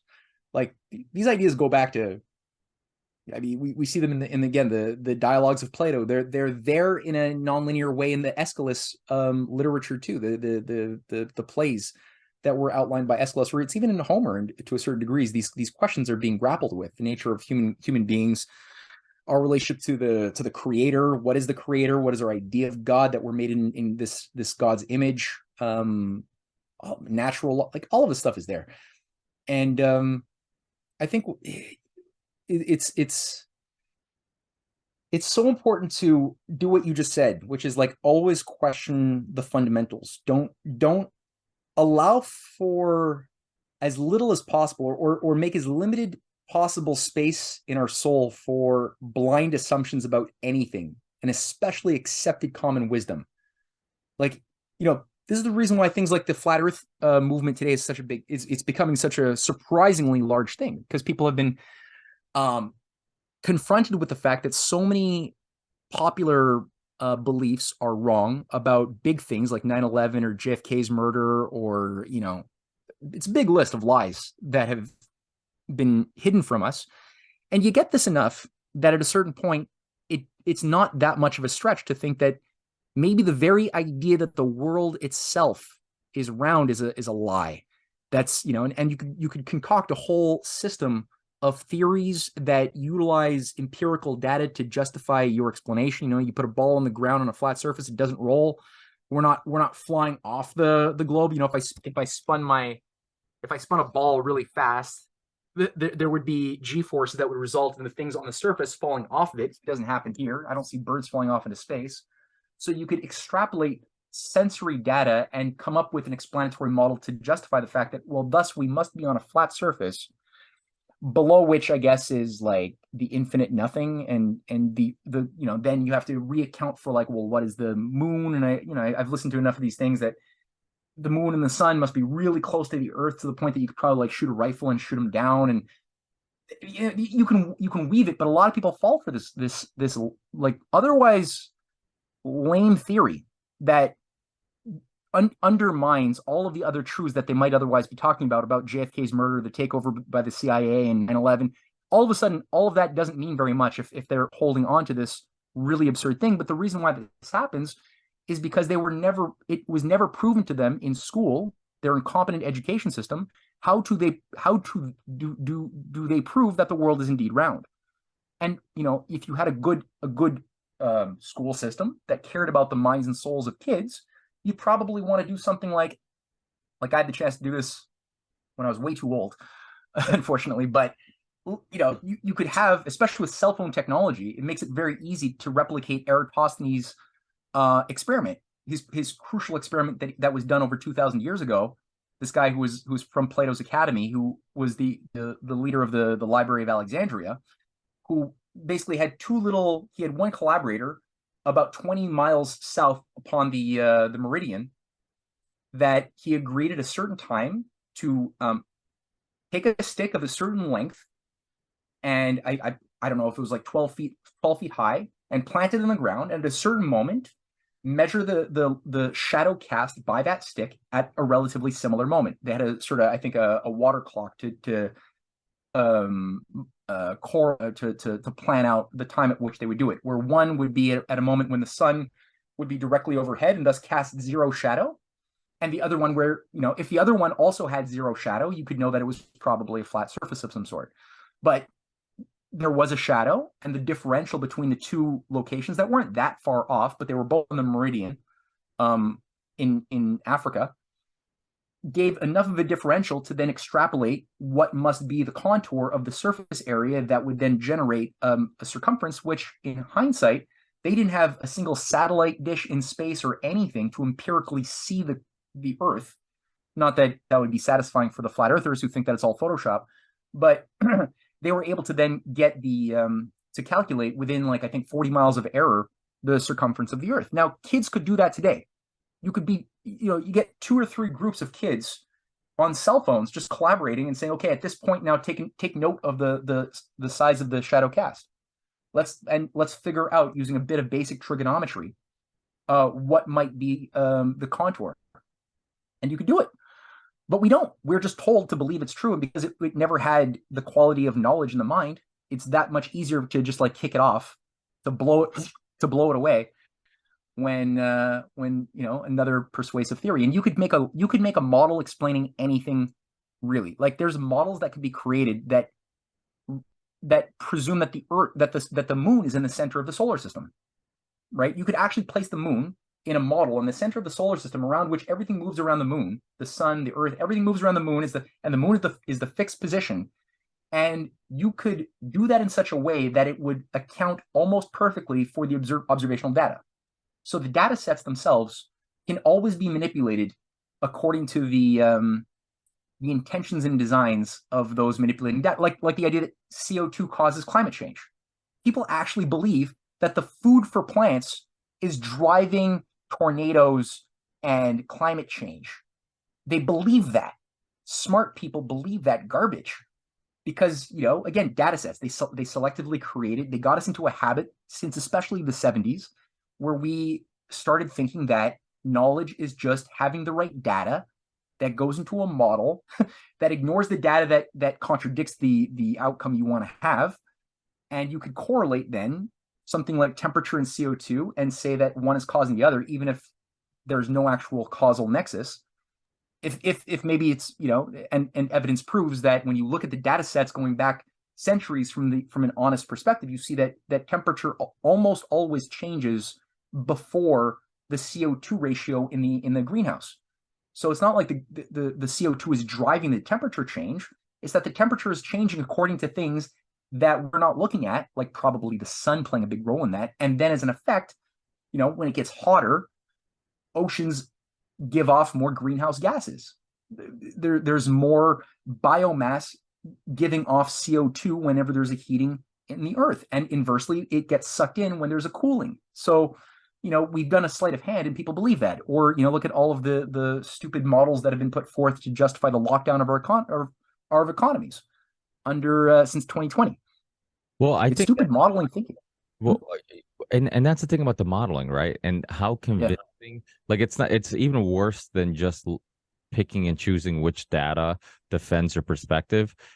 The data, how convincing the data is based on your perspective. So it's like, I could look at something and be like, well, that's not really convincing data. But if it fits in your worldview, like if it fits into this kind of left-leaning worldview where humans are the worst thing ever and we need to like eliminate humans and the world would be much better off, and we're the ones creating all the worst things on this planet, then it's like, then I look at that data, I'm like, wow, this is really convincing. But if I'm skeptical, I'd look at that same data and I'm like, not that convincing. Or maybe there's, holes in that data, or maybe there's, some wiggle room in that data. So it's like, that's one thing that people have to constantly remind themselves, is that you can't help but have influencing the way, internal influences, because of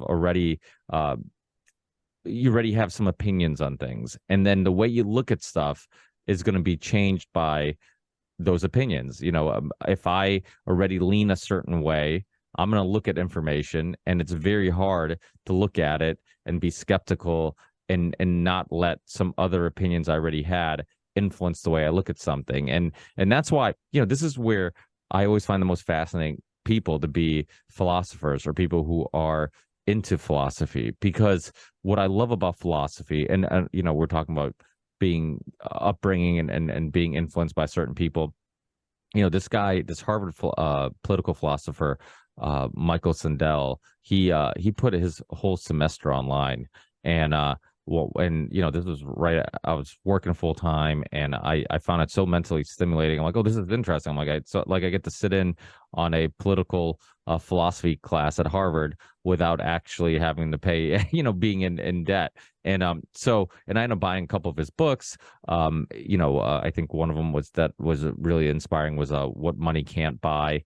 And I forget what the other one was that I really liked, but I found him really interesting. But what I really liked about his class, and because I never went to college, I never went to any university, I'm not sure how common this is with most philosophy classes, but I assume it probably is quite common. What he would do is, instead of like starting off a class by just telling you what to think, he started off classes by asking questions and starting debates. And it seemed like every class was just like, he was basically just trying to spark debate and letting kids learn within that process. And I love that. I'm like, this idea that everything is debatable and everything is subjective, and maybe there isn't some truth with a capital T. This is where it's funny, because like sometimes I get in conversations with Ryan from Last American Vagabond or whoever, and many of our mutual friends are like, oh, we're getting in trouble for exposing truth or whatever. And then the philosopher in me wants to like interject and say, but what is truth, right? Like, and it's like, I know what they're trying to say, and I know what they mean, like, I got kicked off YouTube because in some sense I felt like I was trying to spread truth, and I would have Dr. Peter McCullough on, Dr. Robert Malone, and Dr. Jessica Rose and Dr. Pierre Corey, and I got kicked off YouTube because I was trying to expose some truth. But then I love, like, that internal voice in me is always like, but what is truth? Like, what, like, I always want to go down that rabbit hole of like, well, isn't everything subjective? And it's like the things that we're telling people this is truth and we're getting censored for, maybe we need to explore if that's really truth, but that type of mindset and that type of thinking, I think, even though it can be a vicious cycle, right, where you just like constantly question everything, and you never seem like you're content with anything. It's also kind of reality, that like everything is a theory and there is nothing, like, you brought it up and I forgot what you were talking about when you talk about our limitations of our oh, you're talking about rust, right? Like, and our limitations of our senses made us perceive something incorrectly, right? And but that's such an important point, because it's like we were seeing something, we thought we were seeing something leave, right? And really things weren't leaving, things were actually going into it and changing its form, so it's I kind of look at everything that way. We're like, there's limitations to what we're seeing and experiencing, and because of that, how do we ever know what truth is? Like, and we're constantly rediscovering things. I'm so intrigued with like the pyramids and just like maybe hidden knowledge and maybe a hidden understanding of the universe. I'm super intrigued with like Nikolai Tesla and this whole idea of like, to understand the universe, you have to understand frequency and I forget what the three things were, but whatever they were, it's like these were things that are kind of like not really explored, and our understanding of them is kind of limited. So it's to me, like, I feel like there's so many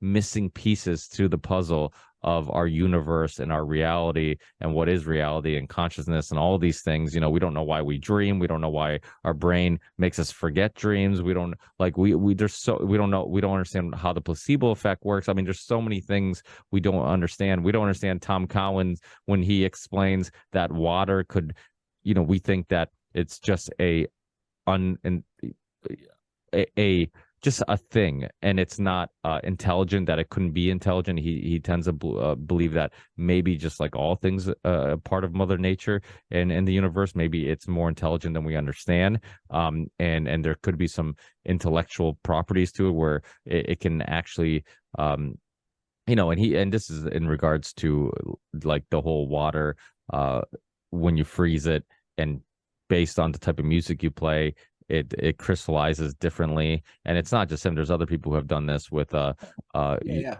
with this, and even like changing the way water spins out of a faucet based on the tone that you're playing, and it can, so it's like there's all these things that we just don't understand about the universe.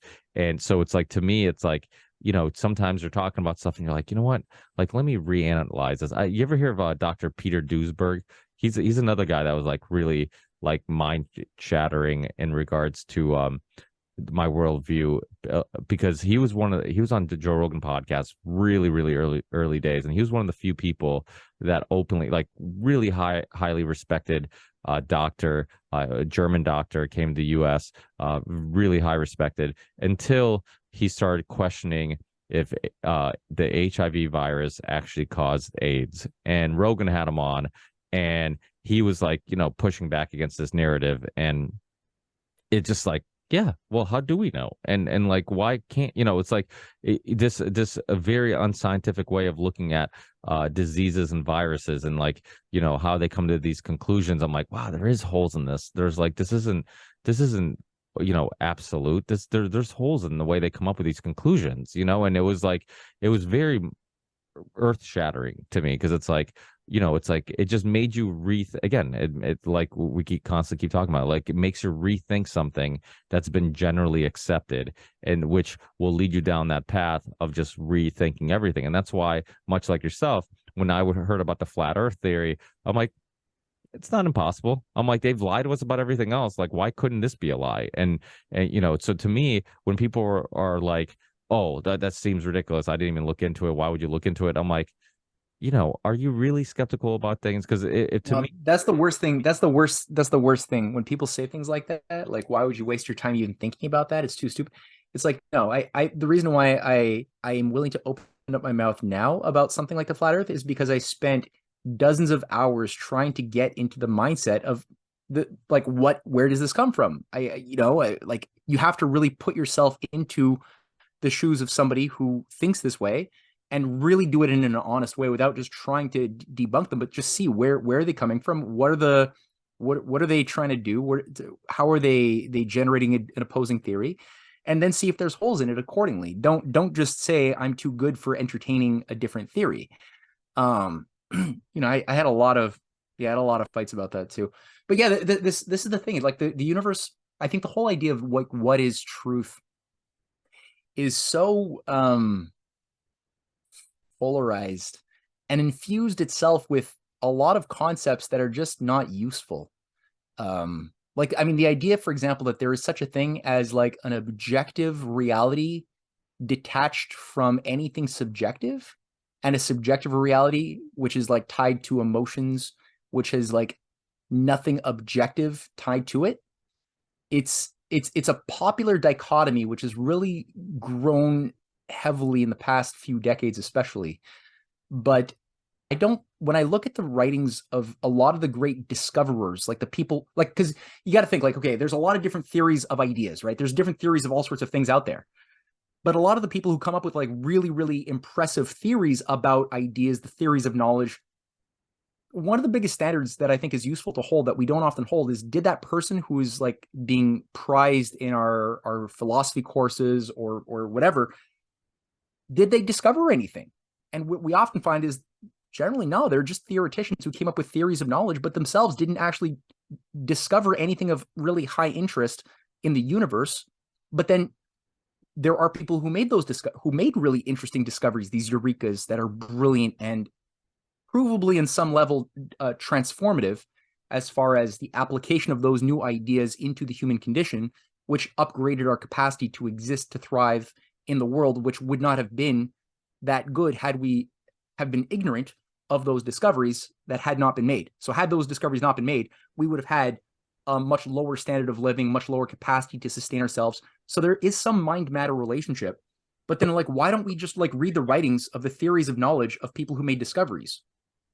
But And could we make and the I argument that even those discoveries are just theories? Because it's like, you get what I'm saying? well, Like, what discovery could like, okay, it's something that we well, all commonly agree on. Okay, people, a lot of people, okay, gravity doesn't seem like something most people debate, and it's like, well, it's still a oh, they should debate it because exactly. there's no evidence of it really being what we've been told it is.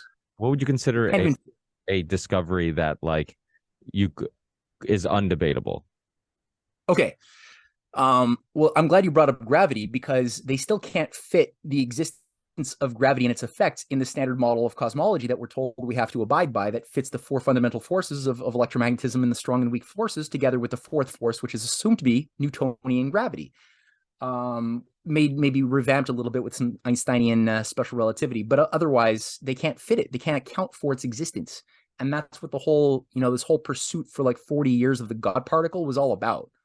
That's what they put billions of dollars and resources into, trying to slam atoms together in particle accelerators to discover the God particle, which was supposed to account for how mass exists. How does coherence exist, which is not accountable in the popular standard models that were given.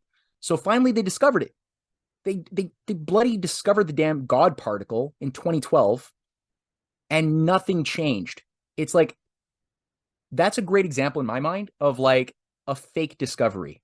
You discover something and then nothing changes. You gain no more mastery or power, insight into the fabric of the universe than you had when you were ignorant of the thing that you think you discovered.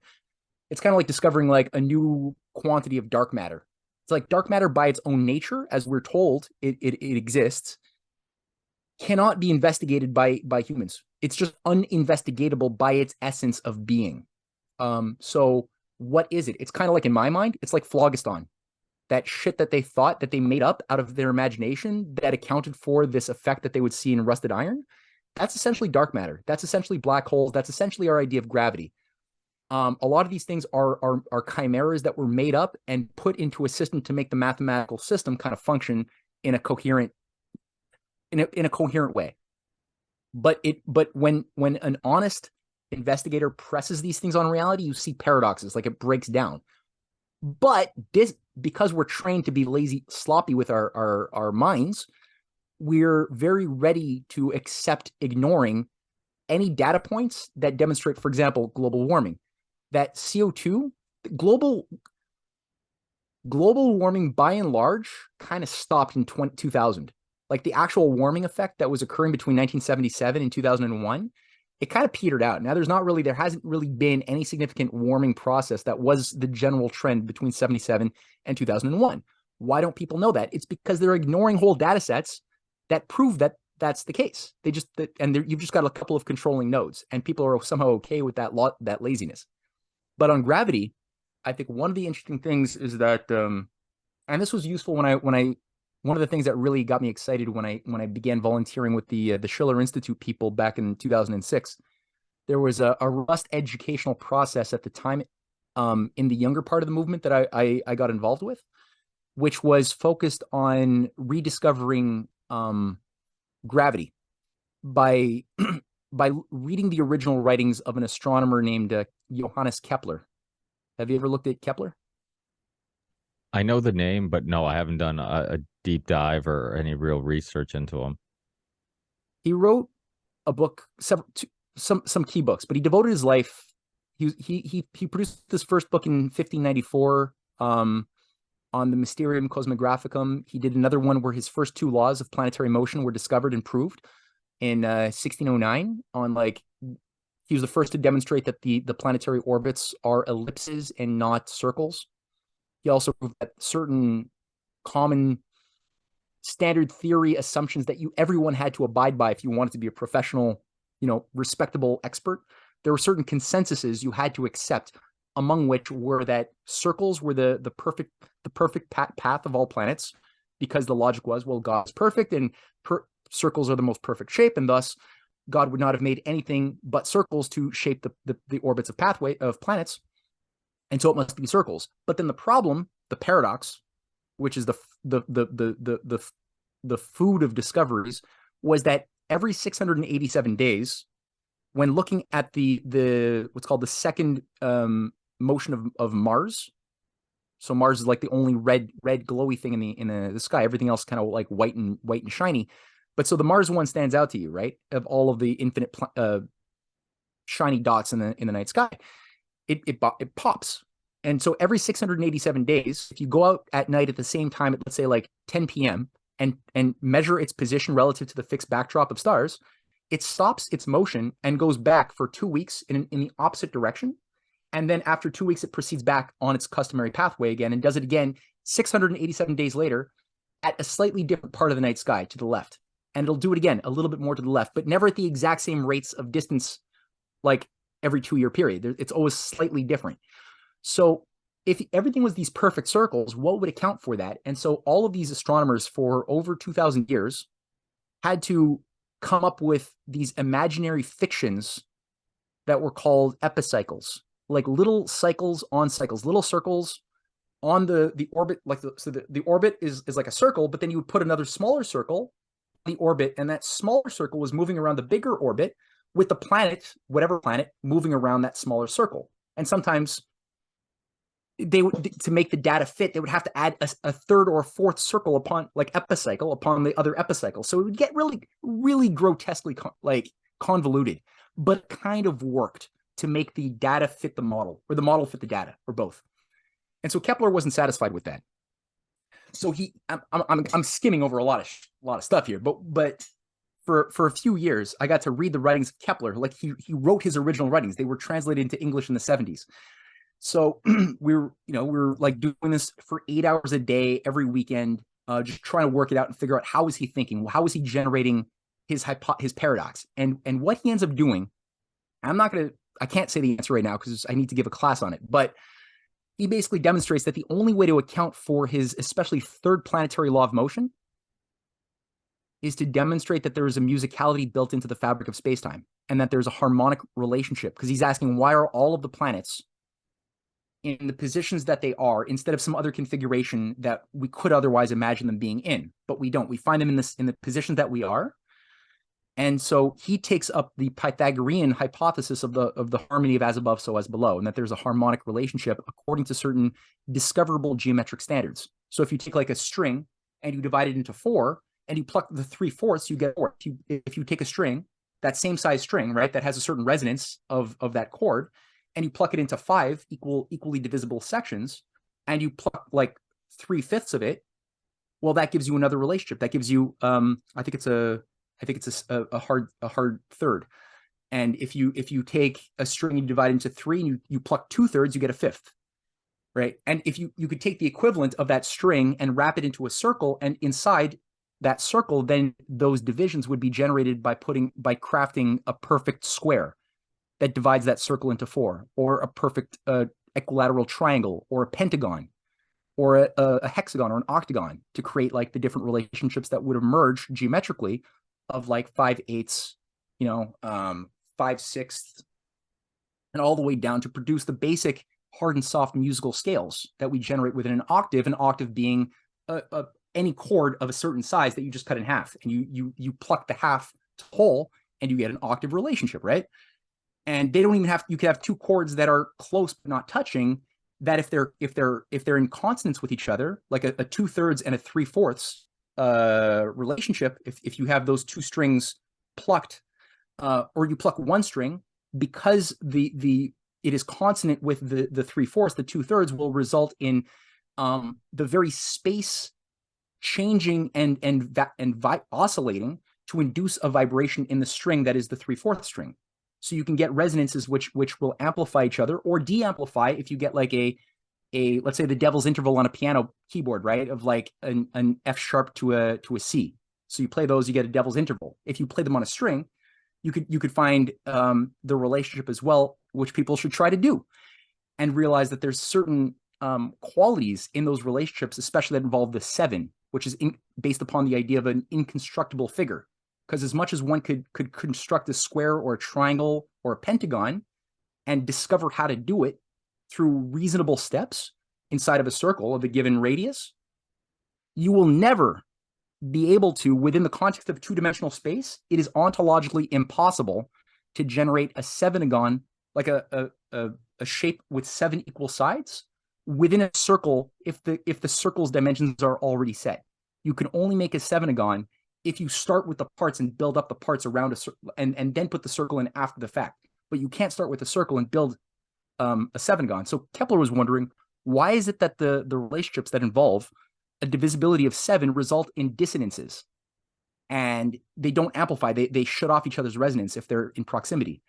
And in his mind, his reasoning for that was because that very construction itself of the sevenagon is unknowable to reason when applied to discover something. It can't be done. You can do it if you escape two-dimensional space. You can sort of go back to it, but you can't do it from two-dimensional space the way you can for the pentagon, which requires that you work on the golden section. And if people don't discover why geometrically the golden section is true, they won't be able to discover the side of a pentagon. They won't be able to cut a circle into 5 equal parts. But if they discover it, which anyone can do, but it takes work, then they can all of a sudden create a resonance of a 3/5 or a 4/5 and see what it sounds like on a string, which you could imagine, like if you had a healthy school system, that's what kids would be experiencing in a fun, playful way with a teacher that doesn't give them the answers, and actually has them like testing out and listening to the sound of the triangle. They would listen to it. And what Kepler does in his book, his third law, comes from his insight that he looks at, like he's looking at the actual speed and distance of the planets at minimum maximum positions around the sun.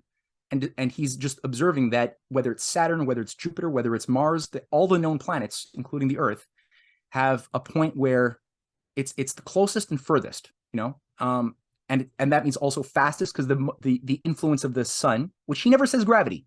Kepler never says the word gravity even once. He uses harmony, coherence. There's a point where the influence being at its maximum will result in a faster speed, meaning you'll sweep across a bigger area in the same amount of space of time as you would if you were moving slower, further away from the planet, right? Further away from the cause of the influence of the motion. But so in Kepler's world, everything is harmonics. There is no gravity. Now, the thing about his 3 laws they're plagiarized. And you can actually do the derivations and demonstrate that Isaac Newton, who produced his works over 80 years after Kepler had published his works, was simply extracting mathematically some of the elements from what Kepler discovered, removed the harmony, imposed an artificial concept of action at a distance called gravity, of like forces pulling and pushing according to the inverse square law, like that the influence of a cause of action will be reduced at the inverse square relationship of the distance, which is already there in Kepler's work. But Newton does it in a way that involves no soul, just memory, and a lot of assumptions of these entities like gravity that don't really exist because there is no gravity. And that's where a lot of the problems of standard like cosmology and physics emerge, because we have all of these assumed entities that we didn't question. We allowed for fallacies like Newton or Darwin to become embedded into the unquestionable godheads of the new secular religious order that is being managed by priesthood in Cambridge and the Royal Societies and what have you. And we're led to become stupid to such a degree that we allow for the assumption that there are these, things called viruses defined a certain way that has these effects, or things like CO2 that results in, that we human beings burn that cause the world to boil over, and all of these other stupid, or dark matter or black holes. All of these things are just artificial chimeras that we just created that are not real. Well, but then if you look at the electric universe group, or what Calvin's touching on regarding like water memory, there's hardcore evidence that there is a quality of memory in water whereby, and Luc Montagnier, for all of his problems on viruses, Luc Montagnier did some amazing work demonstrating that water has structure, that when you put a living organism or a living piece of DNA into water, it imprints itself. Everything that's living emits an electric field, and that electric field influences the molecules and the configuration of the molecules in water, and that the DNA will leave a signature memory that will continue to resonate even after you filter the water of the DNA that you put into it, such that even after you filtered that water like 8 times and there's no more trace particles of physical DNA or nucleotides that you would put into the water, if you then take another vial of water, right, and put it next to the one that formerly had the living DNA molecule like within it, and you put it next to another vial that now only has some loose nucleotides that you just let float around, and you induce a Schumann resonance of 7 hertz in the background field, then that first DNA that formerly had, or that first vial that had the DNA, will all of a sudden begin to emit a low level but detectable and recordable resonance, a radio emission resonance from the very water itself, which will, without touching the other vial that has the nucleotides, induce just through the magnetic field that those water molecules to organize themselves in such a way that now a clone of the first DNA occurs out of the nucleotides that are loose, to almost like 97% accuracy of what the first ones were. They've never touched. There's no physical connection, but it's resonance. And so I think that the mind, when you appreciate matter from the standpoint of seeing matter not as a permanent thing, which is that's what our senses do to fool us, but as something which is fluid and just one spectrum of a broader reality of resonances, which is both audible and visual quality aspects to it. Bam! Like all of a sudden, our field of potential discoveries will increase massively. It reminds me of Rupert Sheldrake. I'm constantly talking about he was on some years ago, Rupert Sheldrake, with the morphic resonance theory, and again, it's a similar thing, and that's the thing. Like the point you're making is so crucial, because we have to understand that there's a lot of different ways of looking at things. There's a lot of different people who have different philosophies and perspectives and discoveries, and all society does is pick one and then call that truth.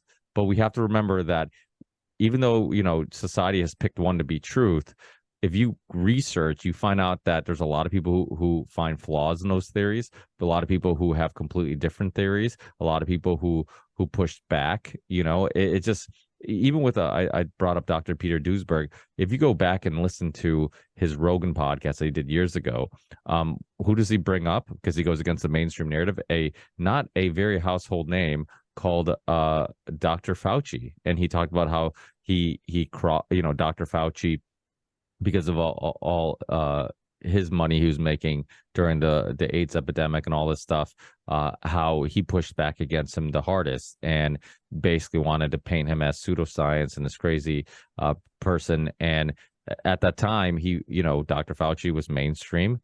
Peter Duesberg became non-mainstream because he went against the mainstream narrative of this disease. So it's there's always those people. You might not always know their names, but they're there and they exist. And what becomes generally accepted isn't the only theory, isn't the only way of looking at things. And even Rupert Sheldrake, a very respected guy, you look up his Wikipedia. I think one of the first lines says pseudoscience, pseudoscientist or whatever. Look at Graham Hancock, another person who goes against the mainstream narrative, and all of a sudden, he's a racist or he's a whatever. So without a doubt, it's really important to explore, all aspects and all theories and debates and look at all sides of things. For people listening who want to keep up with some of your work, they want to go deeper into some of these opinions and philosophies you have. What's the best places? Any upcoming projects you may have? I know you write on some websites, and I mean you're a very busy guy. You always seem to have something going on and projects going on. So let people know what is coming up and also how to keep up with your work. Yeah, absolutely. Thanks. And yeah, I try to stay busy. So I guess the best thing probably for people listening, if they want to like really sink their teeth into some of this material that we've been playing with a little bit more in detail, I wrote a bunch of books. And those books put a lot of work into those. So if people want to read some of those, there's a 4-volume book series called The Untold History of Canada, sort of a Rhodes Scholar roundtable remix of Canadian history as you've never seen it.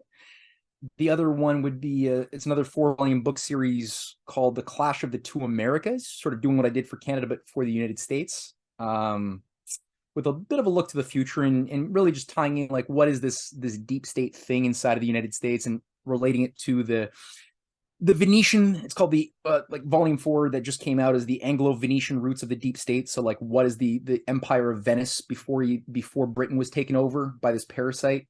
Was that tied to the most vicious branches of the Roman oligarchy before Rome collapsed and migrated to Venice?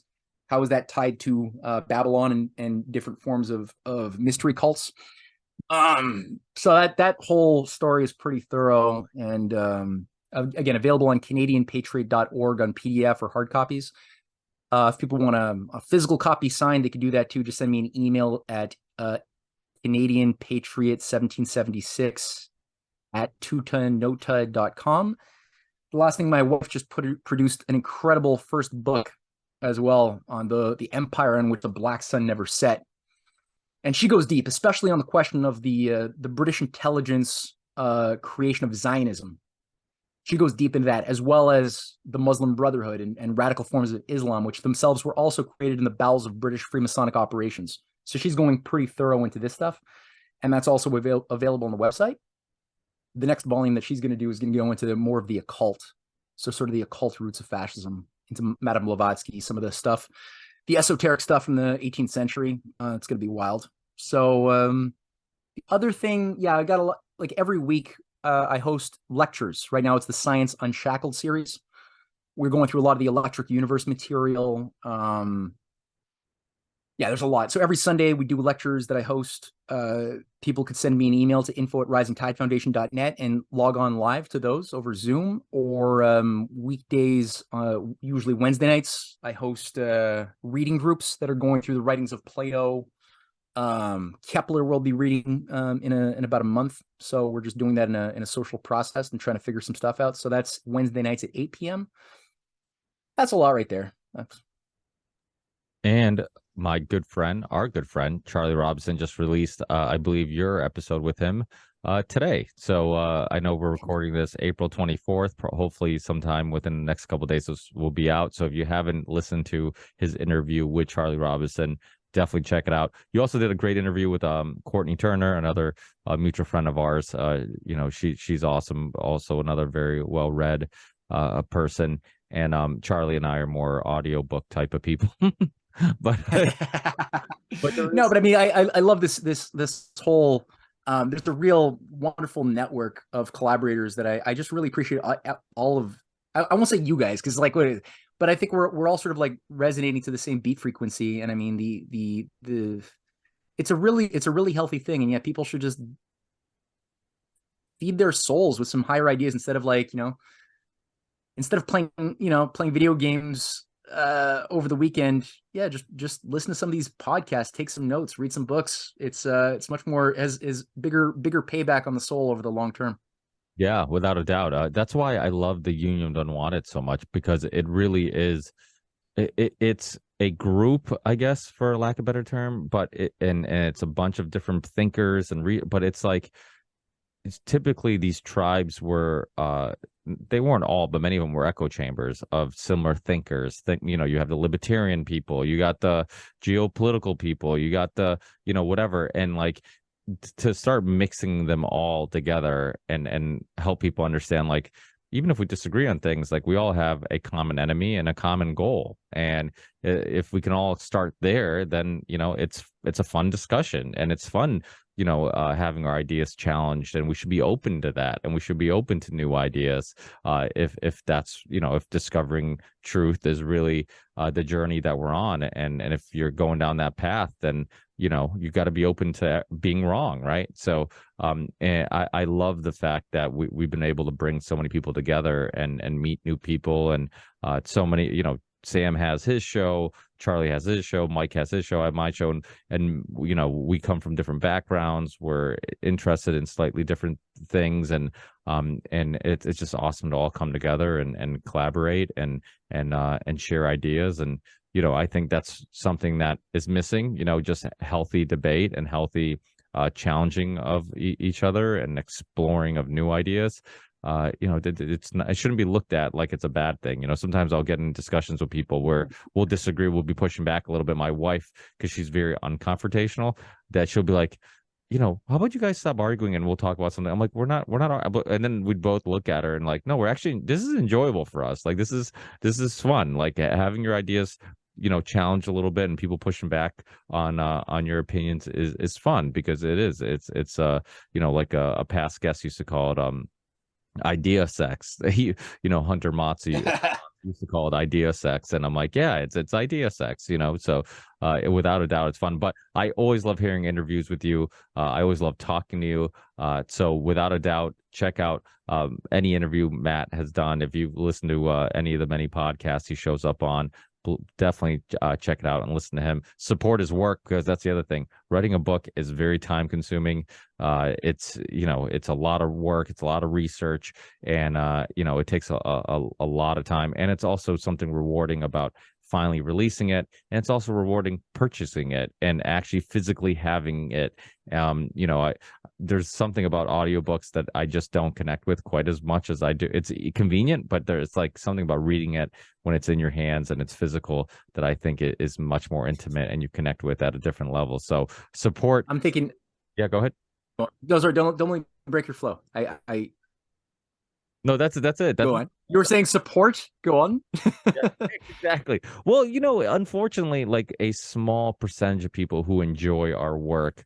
So I say it sometimes in my intros. I'm like, if less than 1% of people who listen to this podcast and enjoy the guests that I have on and all the stuff, like supported myself or even support the guests, we'd all be not even, we wouldn't be stressed about finances, and we could be able to stress it. Well, what I was going to say is that I might take, when you broadcast this, I might splice out that last little bit and just make it a standalone promo on my website to buy the books, if you don't mind. I might just do that.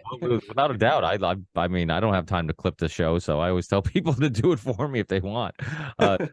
Without it's just people need to support these people's work. The thing is, like, the stuff that people learn from work like yours and these type of conversations, we talked about being children and the things, the events, the conversations that stick with you forever. As an adult, the only time I've really experienced that has been through podcasts or documentaries or books of thinkers like yourself and shows like these. So, I think it's almost priceless, when you're talking about things that are molding your worldview and helping you on this journey of discovering, what the universe is about and all these things, and which I think is in our DNA. That's why even when we couldn't explain things, we would try to come up with a explanation, even if it was wrong and it didn't make sense, so without a doubt. But keep up the amazing work you do. Hopefully we talk again in the near future. A week from, what day is today? Monday. A week from today, we're doing another Union of the Unwanted. So if you want to, if available, throw it in your schedule. Obviously you're always more than welcome, and maybe I'll throw you an email and just remind you just in case. Yeah. No, anytime I can do it, I'll be there. It's fallen on some bad days over the past couple of months, but I'm gonna definitely, I'd be more than happy to join you once again. So for sure, I look forward to it. Awesome. Well, thank you Ricky, so much. it was a pleasure, man. Hey, always a pleasure. Hey, we'll talk again soon. We'll keep in touch, and let me know what you think about All the right. Rosa Cowan episode. I will. Yeah. I'm gonna watch that tonight. Thank you. Awesome. Thanks, All man. right. Yeah.